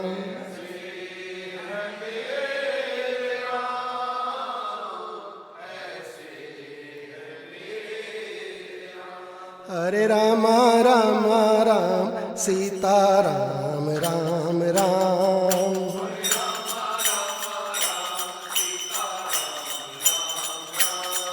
हरे राम राम राम सीता राम राम राम।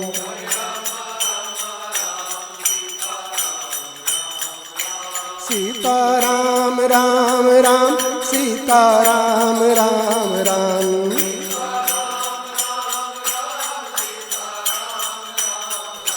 सीता राम राम राम सीता राम राम राम।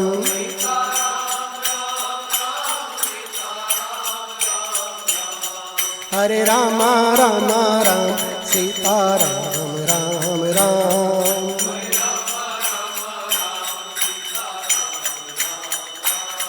हरे राम राम राम सीता राम राम राम।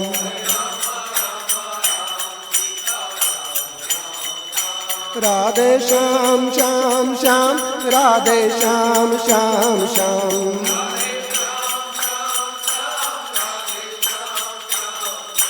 राधे श्याम श्याम श्याम राधे श्याम श्याम श्याम।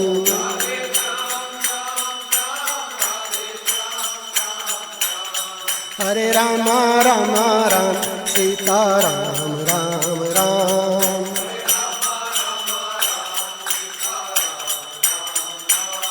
हरे राम राम राम सीता राम राम राम।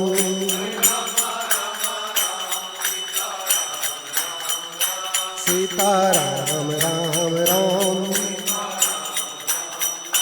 सीता राम राम राम। राम सपुत्र न राम सभ्राता, राम सपति न राम सत्राता।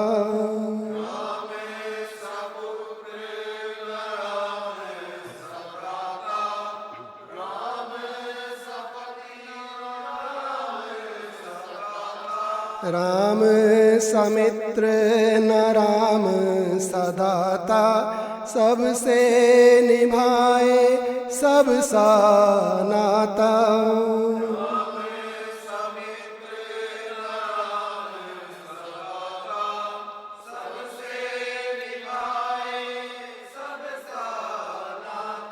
स्वभाव से उदार शांत, स्वभाव से उदार शांत, सब गुणों की खान। ऐसे है मेरे राम, ऐसे है मेरे राम।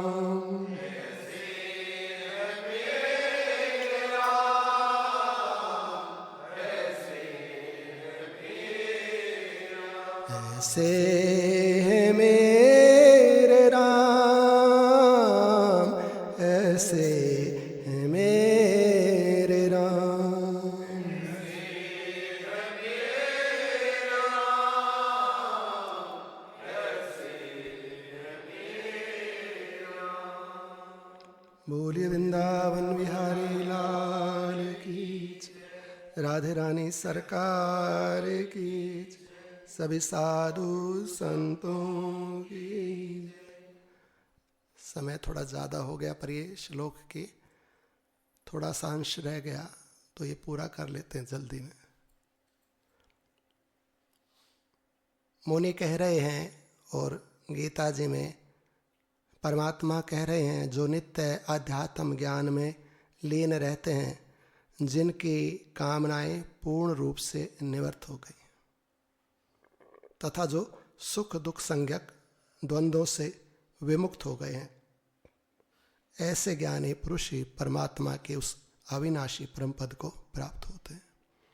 पहले जो पूर्वार्ध में श्लोक के पूर्व चरण में कहा गया ना कि जो अहंकार से अभिमान से रहित हो गया, जो मैं को महत्व नहीं देता है, परमात्मा को महत्व देता है।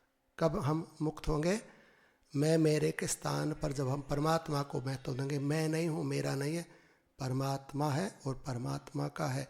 इस भाव को जब हम आदर देंगे, हृदय से मान लेंगे ना, तो ये अभिमान मोह आदि ये समाप्त होने लगेगा। फिर जो इंद्रियों आदि का जो संग दोष है और फिर जो बाहर के जो संग दोष है, उन पर जब हम दृष्टि रखेंगे, उनको जब हम नियंत्रण करेंगे या आदेश देंगे, अंकुश लगाएंगे उनके लिए, जब हम कठोर हो जाएंगे ना, तो ये संग दोष समन होने लगेंगे। और जब संग दोष समन होने लगेगा, मैं मेरे की जगह परमात्म भाव सिद्ध होने लगेगा, तो आध्यात्म भाव पुष्ट होने लगेगा। तो कहते हैं जो सदा आध्यात्म में लीन रहते हैं, तो फिर परमात्मा की स्मृति रहने लगेगी। अभी हमें अपनी स्मृति रहती है क्योंकि हम मैं को और मेरे को प्रधानता या महत्व देते हैं, इसलिए हमें अपनी और अपनों की स्मृति रहती है, चाहे वो संतान हो, चाहे धन हो, चाहे शरीर हो। पर जब हम मैं मेरे के स्थान पर भगवान को महत्व देने लगेंगे तो हमें परमात्मा की स्मृति रहने लगेगी। और जब परमात्मा की स्मृति रहने लगेगी तो अध्यात्म भाव ये पुष्ट हो जाएगा। तो फिर भगवत भाव या भगवान की जो स्मृति है वो पुष्ट हो जाएगी। और जब भगवत भाव या अध्यात्म भाव पुष्ट होगा, जब इस अध्यात्म ज्ञान में भक्त लीन रहने लगता है, तो कहते हैं जिसकी कामनाएं पूर्ण रूप से निवृत्त हो गई। उन्हीं की पूर्ण रूप से कामनाएं निवृत्त होंगी जिनका भगवान में विश्राम हो गया, जिन्होंने भगवान को सब मान लिया है। अब वो भगवान के नाते ही कार्य करे। यदि वो बाहर से कामनाएं भी दिख रही हैं, पर ये भीतर से उसकी सेवा मानकर या अपने आप को उसकी कठपुतली मानकर उसके द्वारा निर्देशित जो भी कार्य व्यवहार इसको दिया जा रहा है, तो उसमें तल्लीन लय होकर उससे जुड़ के करता है, तो इसकी भावनाएं, इसकी जितनी भी कामनाएं पूर्ण हो गई। यद्यपि ये करता दिखता है, अनेक कार्य ये कर रहा है और लग रहा है कि कामनाओं के वशीभूत होकर कर रहा है, पर ये तो अपने आप को सेवक मान के, कठपुतली मान के, दृष्टा मान के या स्वभाव में, परमात्मा भाव में स्थित होकर उससे जुड़ के कर रहा है, उसकी आज्ञा का पालन कर रहा है। और जब ऐसा जो परमात्मा से जुड़ के कार्य करता ना, तो उसके सब कर्म पूरे हो जाते हैं, उसकी सब आसक्तियां पूरी हो जाती हैं और वो कामनाओं से पूर्ण रूप से निवृत्त भी हो जाता है। आगे कह रहे हैं जो सुख दुख संज्ञक द्वंद्वों से विमुक्त हो गए हैं। जब हम इस भाव में रहते हैं कि परमात्मा ही है और उसकी प्रसन्नता के लिए कार्य करते हैं, जब मैं भाव से ऊपर उठ जाते हैं तो सुख दुख नहीं रहते। इसका अर्थ ये नहीं है कि उसको सर्दी नहीं लगती है या उसको मिर्ची खिला दो महात्मा को तो मुंह नहीं जलता है, उसके लिए द्वंद्व नहीं है, ऐसा नहीं है। मिर्ची खिला दो तो जलन होगी, सर्दी में ठंडी लगेगी महात्मा को, एक आयु के बाद में वृद्धावस्था आ जाएगी महात्मा में। तो ये क्या है? सुख दुख, इनसे जो द्वंद्व है, इनसे परे होना क्या है?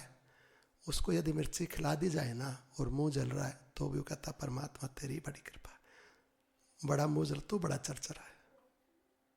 और यदि उसको खांड खिला दे, मीठा खिला दे, तू बड़ा मीठा। सर्दी लग रही ना, तू ठंड के रूप में बड़ा ही बढ़िया है। उसका यदि अपमान हो रहा है, तेरी ये लीला बड़ी अच्छी है। कोई रोग आ गया, कोई प्रतिकूलता आ गई, तो इस रूप में मुझे परिपक्व कर रहा है, अपने समीप ले जा रहा है। तो मुझे अपना मानता है ना, तो मेरी ट्रेनिंग कर रहा है, मुझे शोधन कर रहा है, मैं तेरी दृष्टि में आ गया हूं, तेरी ये बड़ी कृपा है। जितने भी चीज आए, चाहे वो सुख हो, तूने मेरे भोग काटने के लिए, मेरा प्रारब्ध काटने के लिए सुख दे दिया। वो सुख के रूप में तू, मिर्ची के रूप में तू, खंड के रूप में तू, दुख के रूप में तू, सुख के रूप में तू, अपनों के रूप में तू, और जिनको संसार कहते हैं उस रूप में भी तू ही है। बस तू ही तू। यद्यपि सर्दी गर्मी है, युवा वृद्धा है, सुख दुख है, पर वो सब में देखता है तू ही तू। इसको कहते हैं उसका द्वैत छूट गया। जाड़ा नहीं खत्म हुआ, पर जाड़े में उसने उसको देख लिया। दुख नहीं खत्म हुआ, पर दुख में उसने उसको देख लिया। नामदेव जी महाराज भूत प्रेत में भी उसी को देखते हैं, स्वान में भी उसी को देखते, तू ही है। तो द्वंद्व द्वैत इनसे विमुक्त हो गया। कह रहे हैं कि जो सुख दुख संज्ञक द्वंद्वों से विमुक्त हो गए हैं, विमुक्त हैं, ऐसे ज्ञानी पुरुष ही परमात्मा के उस अविनाशी परम पद को प्राप्त हो जाते हैं। विधि बता दी, मानो एक श्लोक में ही पूरा विधान बता दिया, कल्याण का पूरा मार्ग बता दिया, सब कुछ कह दिया। मैं मेरे को छोड़ दे, अहंकार को, अज्ञान को छोड़ दे। जो संग से तेरे अंदर दोष है ना, इंद्रियों आदि से, मन बुद्धि आदि से, या पदार्थों के संग से जो उसमें तेरा दोष हो रहा है, तो उसमें रस लेना छोड़ दे, उनकी आसक्ति का त्याग कर दे। फिर कह दिया सब में मुझे देख, तो अध्यात्म में लीन हो जा, तो तू सब में मुझे देख। और जितने भी द्वंद्व हैं, सुख दुख हानि लाभ, उनमें तू द्वैत भाव छोड़ दे, उनको तू मेरा रूप मान, और तू सब प्रकार से परमात्मा का ही अनुभव कर। ऐसा होने से तू ज्ञानी हो जाएगा, और ज्ञानी होने से तू मुझे परम प्रिय हो जाएगा, और तू मेरे परम अविनाशी पद को प्राप्त हो जाएगा। बोले वृंदावन बिहारी लाल की, राधे रानी सरकार की, सभी साधु संतों की, श्री गुरु चरण सरोज रज, निज मन मुकुर सुधार, वरनौ रघुवर विमल जसु, दायक फलचार। बुद्धिन तनु जानिके, सुमिरो पवन कुमार, बल बुद्धि विद्या देहु मोहि, हरहु कलेश विकार। मेरे प्रभु राम जय जय राम, सियापति राम जय जय राम। मेरे प्रभु राम जय जय राम, सियापति राम जय जय राम। जय हनुमान ज्ञान गुण सागर, जय कपीस तिहु लोक उजागर, राम दूत अतुलित बल धामा, अंजनी पुत्र पवन सुत नामा।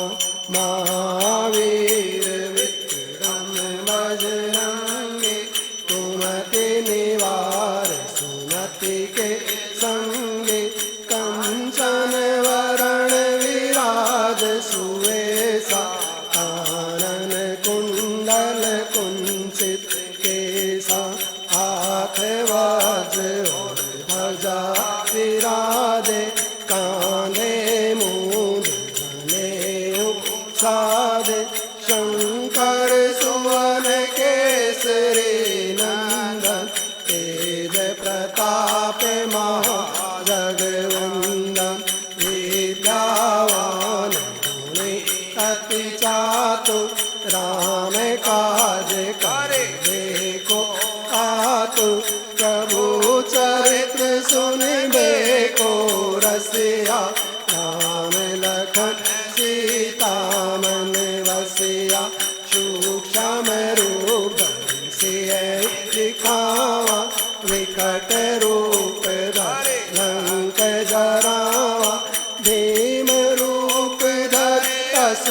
संगारे, रामचंद्र के काज सवारे। लाए संजीवन लखन जी आए, श्री रघुवीर हर उर लाए। रघुपति की बहुत बड़ाई, तुम्हें मम प्रिय भरतहि तम भाई।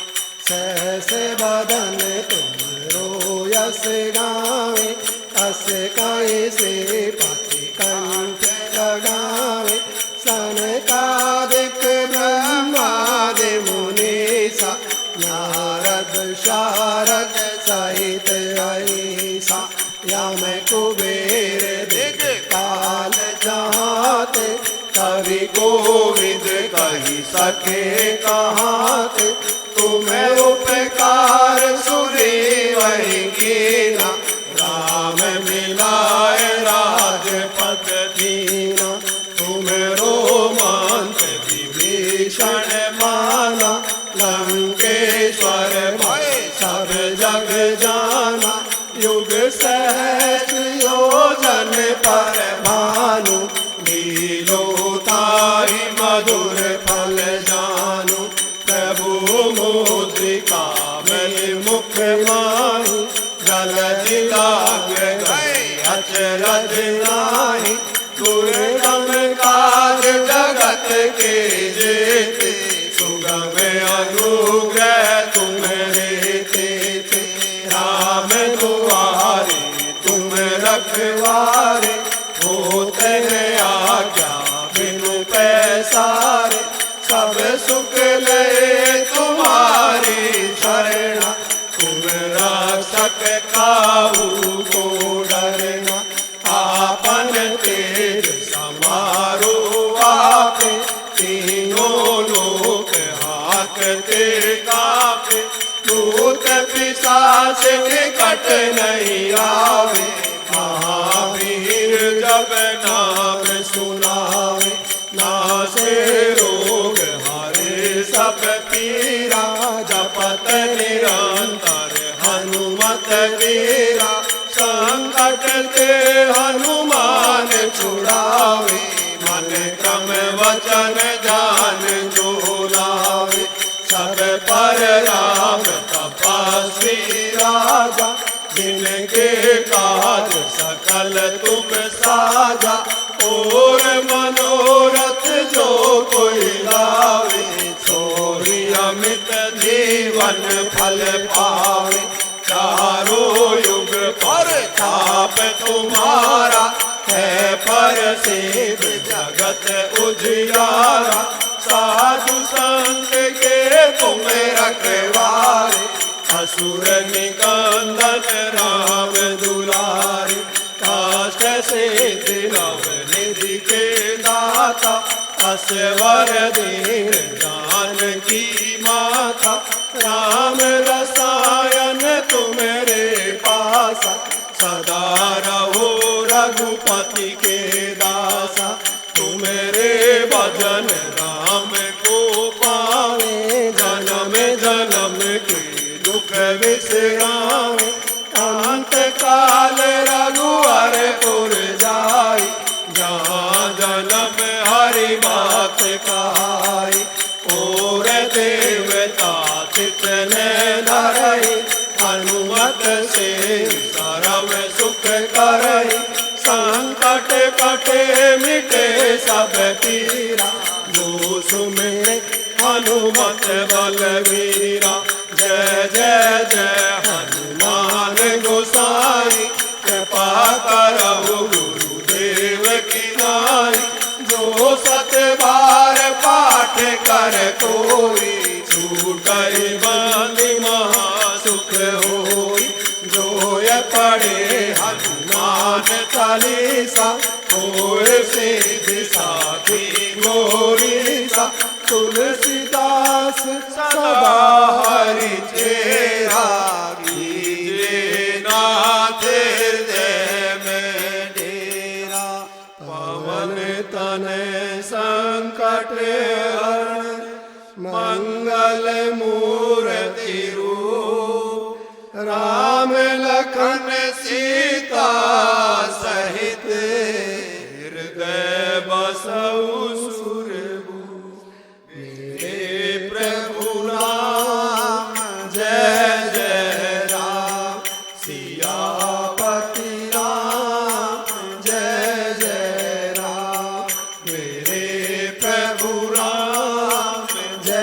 जय राम सियापति राम जय जय राम सियावर रामचंद्र भगवान की जय। पवन सुत श्री हनुमान हनुमान जी महाराज की जय। सभी साधु संतों की जय। धर्म की जय हो। अधर्म का नाश हो। प्राणियों में सद्भावना हो। विश्व का कल्याण हो। सनातन धर्म की जय हो। गौ माता की जय हो। धरती मैया की जय हो। त्रिवेणी मैया की जय हो। तुलसी महारानी की जय हो। गिरिराज महाराज की जय हो। वृंदावन बिहारी लाल की जय हो। सभी साधु संतों की जय हो। राधे रानी सरकार की जय हो। श्री गिरधारी लाल की जय हो। नमः पार्वती पति हरे हरे महादेव। हरे हरे